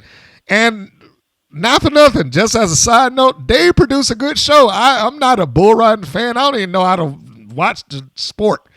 I'm looking at it just for the time when I'm supposed to cut to the commercial and cut back to the playlist that I'm on. But they produce a good show. They really do. I'm sitting there, I'm listening to the commentators. They're a clear professional. I don't hear each other call the other person's name 15 to 20 times in the show. The person that does the backstage interview, she's into it. She's focused on what she's talking about. Professional, not trying to be the goddamn buddy or crack jokes with him like that. And even if it does, it feels smooth and organic. They produce a good product. And they probably going out their way to try to get people to watch that thing. And if they're getting more airplay out of it, they're getting more eyeballs out of it, and they're getting more ad revenue off of it, yeah, WoW's going to be expendable. Sorry. And not that that's my decision to make anyway. That's the station's decision. I just follow the rules. Spook Central put in, how lame, women of wrestling. You couldn't even include a full match here on YouTube. It's bad enough you misuse what time you have for the TV program, wasting time with unnecessary lengthy recaps when you could be showing the complete matches. It's a taped show. It's not like you're live and you actually ran out of time. Do better, WoW. And you got a couple of more of those. I'm sure you could go through it and look yourself, but all of those sentiments are everything that I felt. Why? There is no reason. I agree with several of them that was like, it's a tape show, dude. Come on. If you removed that Samantha Smart segment alone, you probably would have gotten time to finish out whatever this match was going to have. But I go back to the same thing that I just said. If you were not going to show the results of this match, if you had no intention of or no ability to do that, don't put the match on. Don't advertise a match or show a match that you cannot follow through with. Stuff like that will make people lose faith in WoW. Now, I'm sure some of those people that's complaining are going to go right back and look at it next week. But some people will be tired of it. Some people are like, you know what? I'll catch it when I catch it. Well, I'll look at it on YouTube, maybe. But that's something that they should watch out for. That is a serious statement. I do not think they should be getting into the habit of this.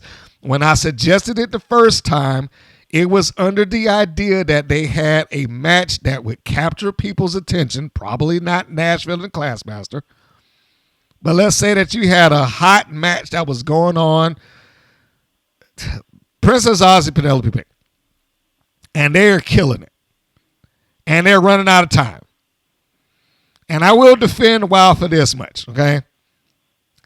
The concept of running out of TV time in a taped environment is not uncommon. Yes, it is a tape show. Yes, you can shuffle stuff around. Yes, it does not give an excuse to run out of TV time. But if you are operating from live to tape, which basically means we are going to shoot this program and we're going to treat it as if it's live, straight to the tape. We're not going to do any adjustments. We're not going to do anything like that. So the clock is running. That does happen. I doubt that it happened here. And considering that it was shot months ago, I really doubt that happened here. Like that you had no ability to fix this. Unless somebody there wants to tell me something different. Well, no, we had to do it because of this way and da-da-da-da. We actually did run out of time because blah, blah, blah, blah, blah. And I doubt that that's ever going to be brought up. I doubt it's going to be mentioned. In fact, if I'm a betting man, I'm thinking that they're just going to ignore this like it never happened. They'll just move on and, hey, guys, it's here. It's the season finale of WoW. And that's going to be sad. If they come back and it's just like, well, that was a classic match. Anyway, moving on. If it's something like that, then shame on them. And the sad part is, it would not surprise me. It wouldn't shock me. It wouldn't make me feel like, what? How did they did that? No, I'm almost expecting it. I'm almost expecting them to turn around and just forget that thing ever took place. But that was it. That was the match. That was the entirety of their show. And it ended on that. That's why I said the main event wasn't even worth talking about. Because you didn't even see who won. And at this point, who cares? Now we get to the point of the show where we go and talk about what is coming up next. But this one's going to have a little bit of a different add-on to it. Because with their new season comes new superheroes. You have no idea how hard that was for me to say.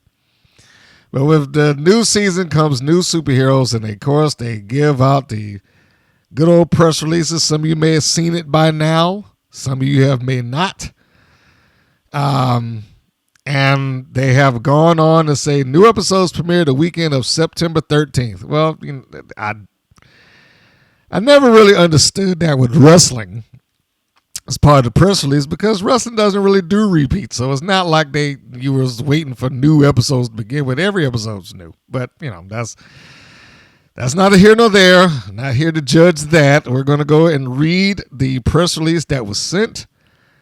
Maybe a couple of comments on that, and then we'll go into what is expected to come up in this upcoming episode of WoW. So, what was sent was WoW Women of Wrestling unveils new superheroes, teaser, and key art for Season 4. New episodes premiere the weekend of September 13th, and as I am recording, that is what I'm in front of right now. And it is as follows. WoW Women of Wrestling, the premier all-female sports entertainment property, returns with a brand new season beginning this weekend of September 13th. Known for its drama and high-energy showdowns, WoW Season 4 adds 6 new superheroes to its roster of over 40 superheroes, including child tennis prodigy Brooklyn Love, weapons masters Kokomo, Indiana, Drusilla Blade, and the freight train Destiny Diesel. The new season will showcase WoW's landmark takeover of the iconic Fremont Street experience in Las Vegas. Making history as the first ever professional wrestling events held on Fremont Street, the Fights at Fremont Street experience will bring the signature WoW purple ring to the heart of Las Vegas for an unforgettable action-packed spectacle this October. The WoW live events kick off on October 14th with the first of the Fights at Fremont Street experience episodes launching October 18th. Season 4 opens with episodes that dive into backstories, rivalries, epic feuds, culminating in the first ever WoW Tag Team Championship cage match. A special episode will also celebrate the 40-year legacy of women's wrestling in Las Vegas, from the launch of Glow Gorgeous Ladies of Wrestling to today's WoW Women of Wrestling. The retrospective will be hosted by Las Vegas Golden Knights live events host and WoW ring announcer Katie Marie Jones, and will feature special guest David McLean, creator of Glow and co-owner of WoW. Meet the new wrestlers. Ariana Gambino. Ariana Gambino, the youngest daughter of the famous New York family, has traded pirouettes and power moves to rule the WoW ring, taking over the boss position of Family Dynasty's feared faction, the Alliance. She commands her team with precision and strength. Now Daddy's little princess holds the keys to the empire, and she's not here to play nice. That is my tablet going off. Let's mute that. Brooklyn Love. In tennis, love means zero, and Brooklyn means broken. But Brooklyn Love is the opposite of both. With the tennis racket as her weapon and a backhand sharp enough to make Venus look twice, she was a force on the court. Now stepping into the wild ring, Brooklyn brings the confidence of a champion and the precision of a born competitor. She's not here for applause. She's here for annihilation. Catalina Speed. Hailing from Miami, Florida, Catalina Speed carries the family's journey inspired by her father who drifted 7 days from Cuba. She hits life in overdrive, bringing the rugby and amateur wrestling background to the wild ring. Once the bell rings, Catalina transforms into pure velocity, driving her opponents into the wall of hurt, all gas and no mercy. Destiny Diesel. From the streets of Chula Vista to the heart of San Diego, Destiny Diesel has traded the corporate cage for the open road to greatness. Fueled by fire, fury, and the diesel energy of her fans, she's a high-octane powerhouse barreling towards the Wild World Championship.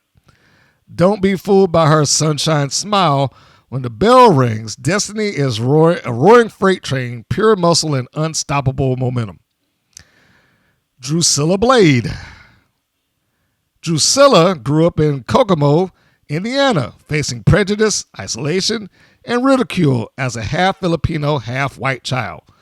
She found her power in stage combat and sword fighting, transforming from someone who was once hid into a warrior who now strikes. Inside the wild ring, Drusilla doesn't just wield the blade, she's the sword carving her legend and slashing through competition. Nova Sky. No one knows where Nova Sky came from, but look into her piercing blue eyes reveals she's not of this world.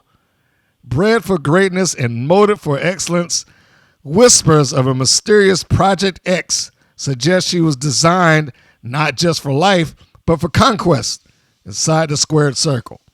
With flawless genetics and machine-like precision, Nova Sky reprograms her opponents into nothing more than broken code. Okay, so where to begin with this?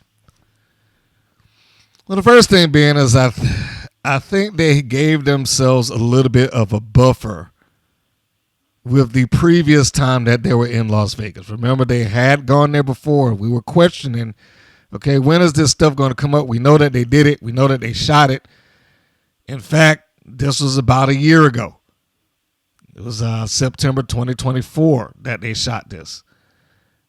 So assuming that most of this is going to stay the same and that they shot enough matches to get around inconsistencies in their story, most of these matches that they have listed probably will take place in some form, fashion, or another. There are a few of them that I'm looking at that I'm like, I don't see how they would do this or how they can make this work. But stranger things have happened. So I am going to give the results that they have. So if you don't want to hear those, you may want to skip ahead to the next thing. But if you don't care, like I said, this was shot a year ago. And yes, it's going to be spoilers ahead, folks. But it's not like I haven't read this already. So, but if you're new to it, here's your chance to zoom past. Still here? Okay. So what they had last year, in order of how it's listed, according to CageMatch.net, Genesis defeats Sandy Shore. Not surprising. Ashley Blaze defeats Candy Crush. That is surprising. Well, no, I'll take that back. None of these are surprising, but how they were working into their show is a different story. Like, that'd probably be something I would leave off of TV. The Dojo Defenders, Kara Kai and Tara Strike, defeat the Brat Pack, BK Rhythm and Gigi Gianni again. Probably something I would leave off of TV, considering that we just went through this whole thing. Like, you're a great tag team partner, and they're trying to build it up like they're a new team with Kai and Phoenix. So I can't see how the Defenders would be useful in this case. And it's just another loss by the Brat Pack. Wild Tag Team title, Miami Sweet Heat defeat Big Rigs and Bourbon. Well, they aren't the tag team champions right now, so unless they win in the the steel cage and turn heel on top of it.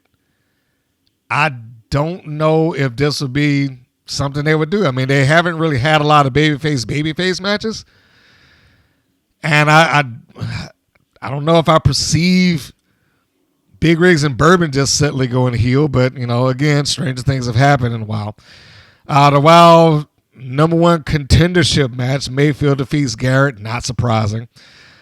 Lane defeats Coach Campanelli. Holly Swag defeats Penelope Pink. I don't know where that's going. Although, again, it could be the steel cage causes friction finally, and they finally get to play out their story that Holly Swag was somehow some master manipulator, and Pink's had enough. Who knows? Ashley Blaze and Xena Phoenix defeat the Brat Pack. Surprise, surprise. Brat Pack loses again. Fury defeats Gloria Glitter. That would work into the story.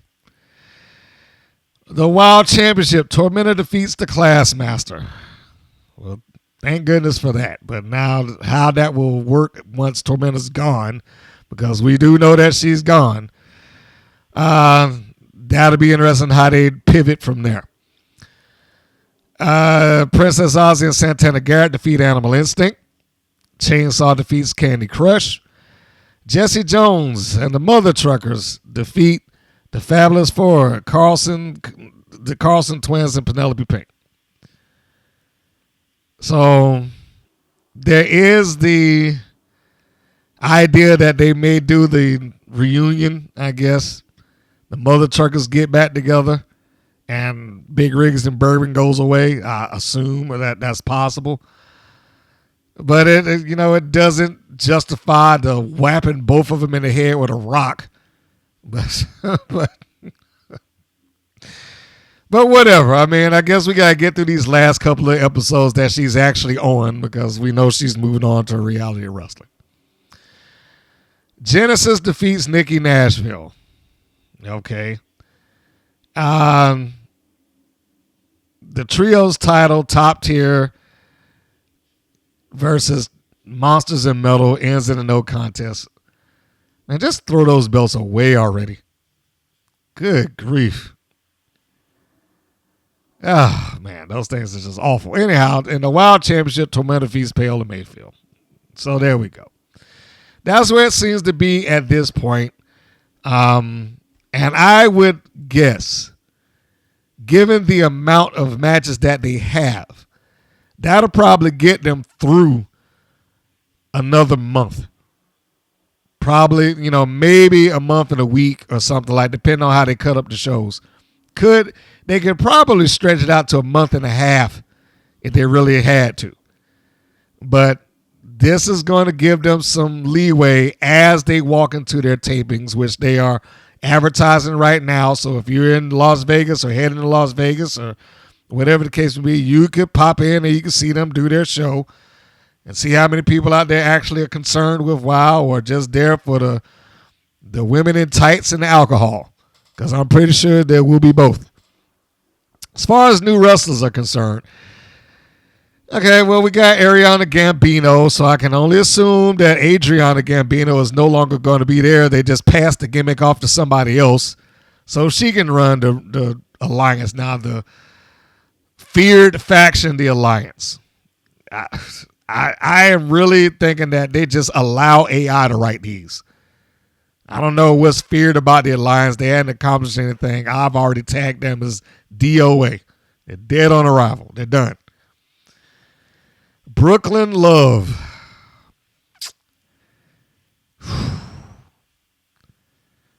With a backhand sharp enough to make Venus look twice. Yeah, she was so good at tennis that she went to wrestling. Yeah. Anyhow, who knows? So, like, who knows? And all of them, they sound like complete WoW creations. All of them. Catalina Speed, we've already seen. She came on TV, brought out by Sophia Lopez, lost like 2 or 3 times, disappeared. Destiny Diesel, you had to get somebody in there with some alliteration to their name somehow. I don't know. I mean, no new person that's come in here has made any sort of impact in this place. They haven't grown. They haven't done anything. They haven't gone anywhere.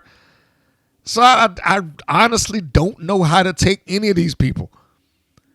Drusilla Blade. What are we just passing off the gimmick that Dagger had, that she came out there with two knives that, well, I shouldn't say two knives, like two big blades that she never used. I'm not a fan of people coming out there with weapons that they cannot use. And if she's coming out there with a sword or a blade of any sort, she ain't going to be able to use it. She's not going to cut somebody with this thing. So what are you doing it for? Other than that you just want it as a prop on TV. She probably won't even be able to threaten anybody with that. So I don't get it. And yes, or she's got stage combat background. So I'm expecting her to be okay, because I'm sure they're going to give her about a week or two to get the moves and the match down so she can go out there and copy the stuff that she says. But much like someone else told me, if the match goes off scale somehow and A, B, and C get out of whack, she'll probably be lost. And I'm saying that without having seen her have a single match.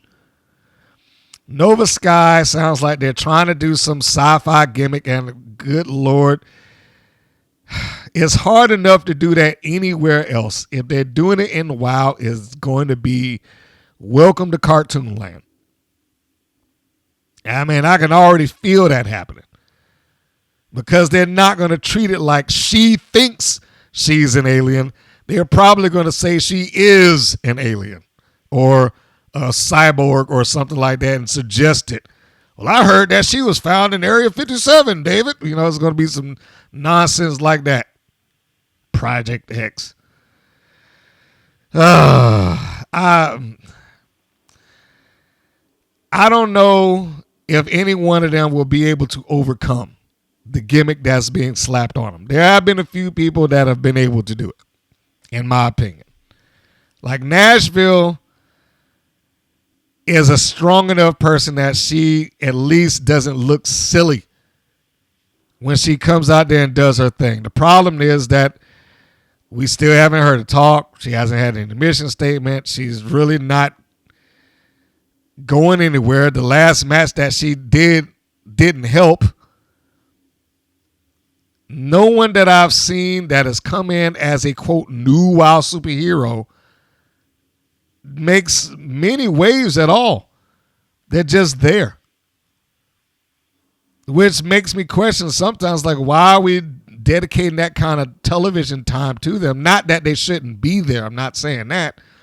But I am saying you probably don't need to apply a vignette to somebody who isn't going to be on the show, or their primary job is just to do the job. Let's take Valentina Diamante, for instance. She was one of those new superheroes that was unveiled in the season opener, right? And they gave her this big, video package. I'm from so-and-so, and I wanted to help kids look up to me and blah, blah, blah, blah, blah. Looks great, has, beautiful face, looks the part of the wrestler, but she couldn't do it. And she showed up on TV a few times.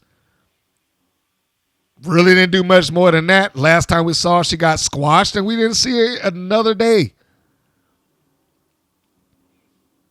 Let's take the Fierce Sisters. Somebody that Jeannie Buss, she said that about Fox. Well, she could be a star. Well, how? There's no TV time dedicated to her. She probably has not done enough to really get the psychology of being a pro wrestler down. Can she do the moves? Sure. And I don't want to take anything away from that. Could Roxy have gotten there? Sure. I thought she had a great look. I understand that she's still green, but they could have tried to work with her, build her up, get her around some people that could actually do something with her. And then she was gone. Like a lot of them. And where are they? Where are the ones that WoW created and molded in their image and stuck them on TV as these next great superheroes? These superheroes that quit or disappear when something better comes along or they realize this isn't what I really want to do or whatever the case, where are they? Where are your Americanas, your Foxy Fierces, your Brittnie Bays, your Crystal Waters? Where are the Valentina Diamantes of the world? Where did they go? Where are those ones that they touted as being these next great stars? Lil J Boogie, where is she? Where is magnificent Miranda Mirage? Catalina Speed, who are now getting to come back after 7 or 8 months? Is very inconsistent. And it makes it difficult to get behind people. It's enough that they don't speak or explain themselves, why they're there, what their mission is, what their motivations are. A lot of people just show up on this show and then they disappear. Jinx and Collins, I'm surprised, are still there personally. But somebody there likes them. They just showed up on K-Cow not all that long ago, promoting the upcoming season of WoW. And in fairness to them, professional job. Look good on camera. I still question why WoW is so bound and determined to send all their heels to do press for them. Have they no top baby faces? The people that should be selling your product. The people that should be giving you the information and telling you, hey, this is where we are, this is what we're doing. I'm going after this thing. I'm going to, trying to win the championship. People root for me. No, you got the heels coming on there being likable. And pretty much telling you that this is all a show. I mean, it's a show, but they just pretty much slap you in the face with it. This is all make-believe. We don't dislike each other. Well, I'm a really good person. I use my right and left turn blinkers. I help kids. I donate to the orphanage. I do Make-A-Wish. I ain't saying that doing those things are wrong. I'm just saying it does create some level of internal, even if it's just a subconscious thing, it does create some level of conflict. Like, why am I booing this person? I will never forget when they had Ice Cold do her vignette and in a roundabout way basically told the world that she survived assault. And then the next minute, she's walking out there trying to get booed. Why am I booing her? She survived an assault that's well documented. But I'm supposed to not like her? Why am I going to boo Collins and Jinx when they're on here just smiling and having fun and looking, nice and telling people how wonderful they are and how wonderful WoW is? Hey, you two could be on TV. Ha ha ha. Why would I dislike them? You get a lot of that. It happens constantly and it will continue to happen. I'm sure it's going to happen again.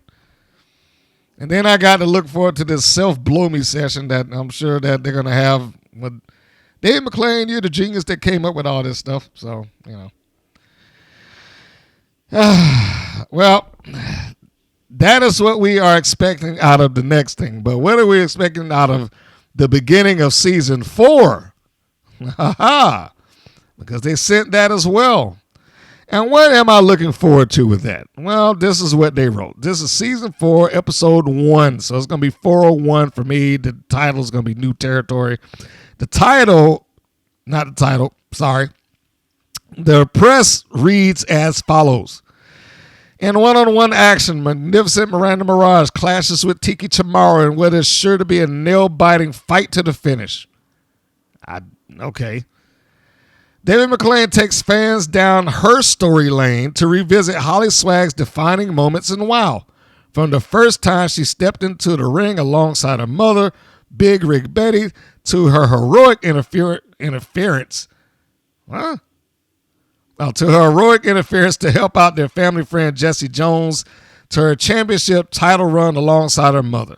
Fans will get a blast from the past chronicling what led up to tonight's main event, Double or Nothing match, where Big Rig, Betty, and Holly Swag are desperate to find a way to pay off the hotel bill they racked up on Lana Starr's credit card. So it sounds like this is going to be 75% recap.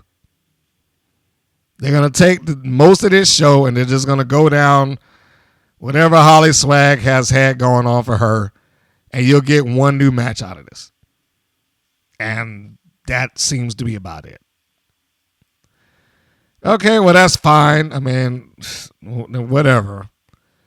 I still don't understand why Holly Swag has been more or less positioned as the reason that these things are taking place with the Fab Four.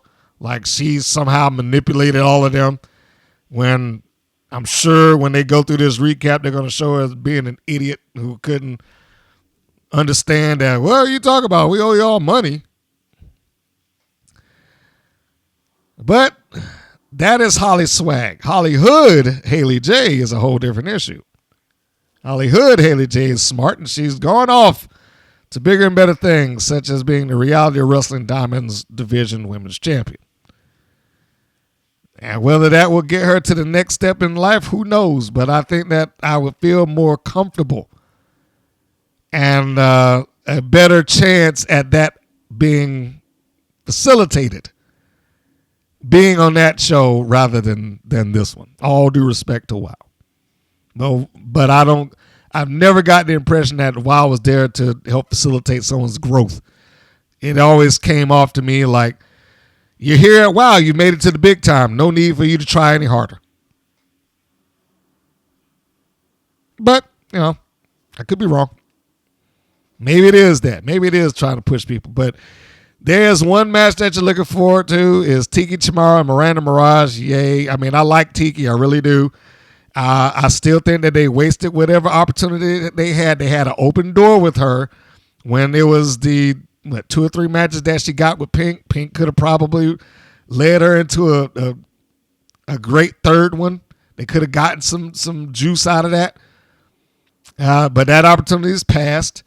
And I don't know if I expect Tiki to be back, considering her condition. And like I said, and congratulations to her a couple of weeks ago.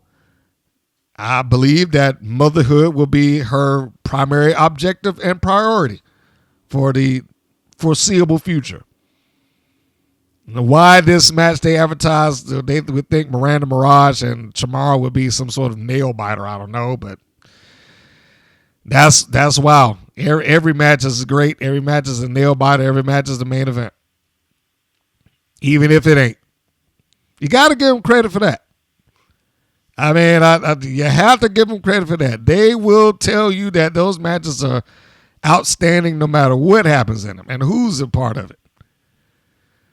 But I will say this in all sincerity before we wrap it. I hope that they can turn this thing around. And I know that WoW does not see it as a problem. I know WoW doesn't look at it as there's anything to turn around. What are you talking about? WoW is perfect. I'm pretty sure that a lot of people within that management team feel that way. But WoW has just latched into catering to its hardcore base and pretty much nothing outside of that.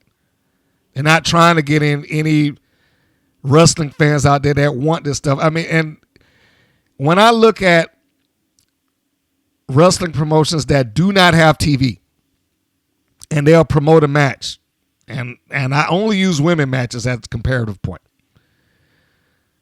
And I see those matches and they're uploaded like within the same time frame as a WoW match, 24 hours or so. Like they don't come close. They be in WoW in terms of fan interest. They don't. House of Glory kills them when it comes to viewership and streams and whatnot. Like I would almost bet that if you took the same match that exists on WoW. Let's just say, for instance, you had Princess Aussie versus Penelope Pink on WoW, and they upload that YouTube match. But then you have at House of Glory, you have Simone Williams going against Marina Tucker.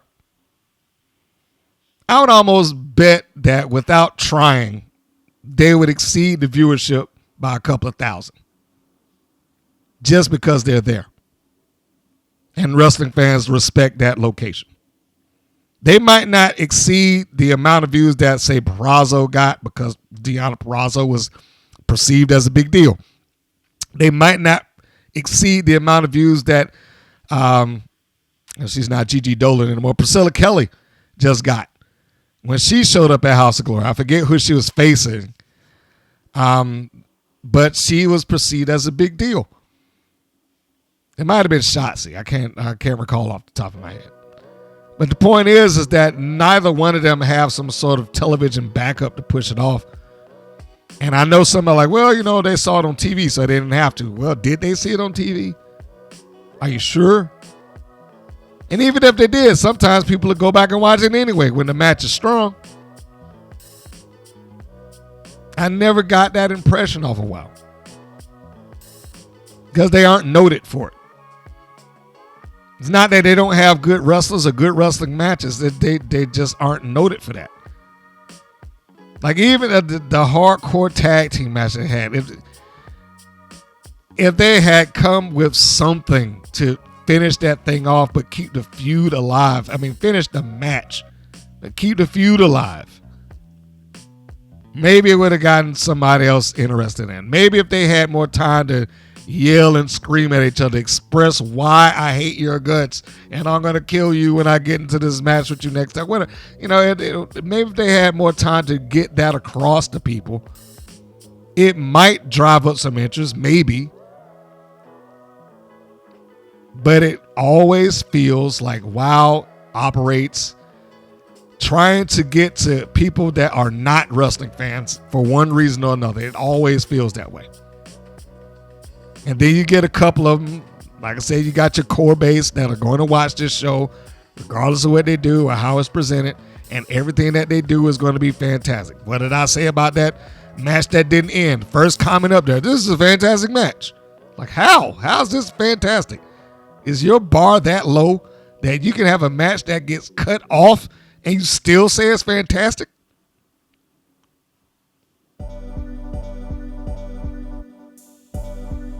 The stigma of WoW hurts it with the average wrestling fan. Them not trying to address wrestling fans also hurt it. The combination of it is painful. But Jeannie Buss is not concerned with that, so she's not going to make any options to change it. All she's concerned about is that she has her shiny toy, and I get to boast about empowerment. But I would also leave WoW with this. If Jeannie Buss didn't show up to some of these media calls and conferences and stuff like that, would they still be getting that kind of coverage? Like, is anybody there that Variety as a entity that covers television, I can't even say sports, but as an entity that covers television, is there anybody on that roster that they feel is an important enough name that, hey, we need to get this person on? They're talking about this, sure, let's have them. Probably not. Jeannie Buss almost has to be there because no one else has been made into a star for her not to be. And it's a shame that she is unaware, incapable, or being held away from that information for her to do anything about it. And I don't think that she ever will. So let us all prepare ourselves for the upcoming episodes of WoW. Fingers crossed. I'm sure it will start off with a bang. Like they always do. They usually start off strong and then it just kind of dwindles off into nonsense. But we will see. Keep my eyes open. But my concern is, where are these stars where are these superheroes that they've created that are supposed to turn the tides of TV and inspire people? Most of which seem like they're gone, moved on, found some other thing to do, or just got cut loose. Even the ones that wanted to say it seemed like they might have just got cut loose. Which was messed up because, like, you know, Las Banditas, Rivera, she should have been there. She should still be on that show. What was the other one? Angel Rose. If they weren't going to have her, they should have kept that one. Nope. Cut the legs out of the team. Move on. Anyway, I'm not going to keep going on with that. So, listen, if you are on YouTube, do the YouTube things. Like, share, and subscribe this program. Appreciate your support in that regard. If you are checking this out in podcast land or whatever podcast platforms you find, because we are available on greater podcast platforms everywhere. A rating would be nice. If you cannot find it in either place, or you don't want to go out your way to searching for it, you just want some central location where everything's there neatly packed all in one, then go to WPNWrestling.com. It is the focal point nexus of everything that is done. All episodes of the podcast go down there to the little podcast widget. You can scroll down and see just how many of these things have gone on. It has been a lot. And, of course, there's a 24-hour day, 7-day-a-week stream, which is done by me. From matches and videos dating all the way back to 2013. They can say what they want, but I did it first. You know what I'm saying? I did it first. And I'm also going to say this much. If you turn around and you listen to the commentary on that show and you no longer hear either one of them spouting out each other's names incessantly, nonstop, I'm taking credit for that. I'm taking credit for that. Just thank me in the comments. So, on that note, this is Mr. Green saying that this is Mr. Green saying so long. And we will see you on the next go-round. Take care, everybody. Thank you for listening to the WPN's Rights and Wrongs of Pro Wrestling. If you have questions or comments, please contact us via our Facebook or our YouTube channel at the Women's Pro Wrestling Network. If you're new to the WPN, feel free to subscribe to our channel and like our page. We appreciate your support. Thank you again for listening.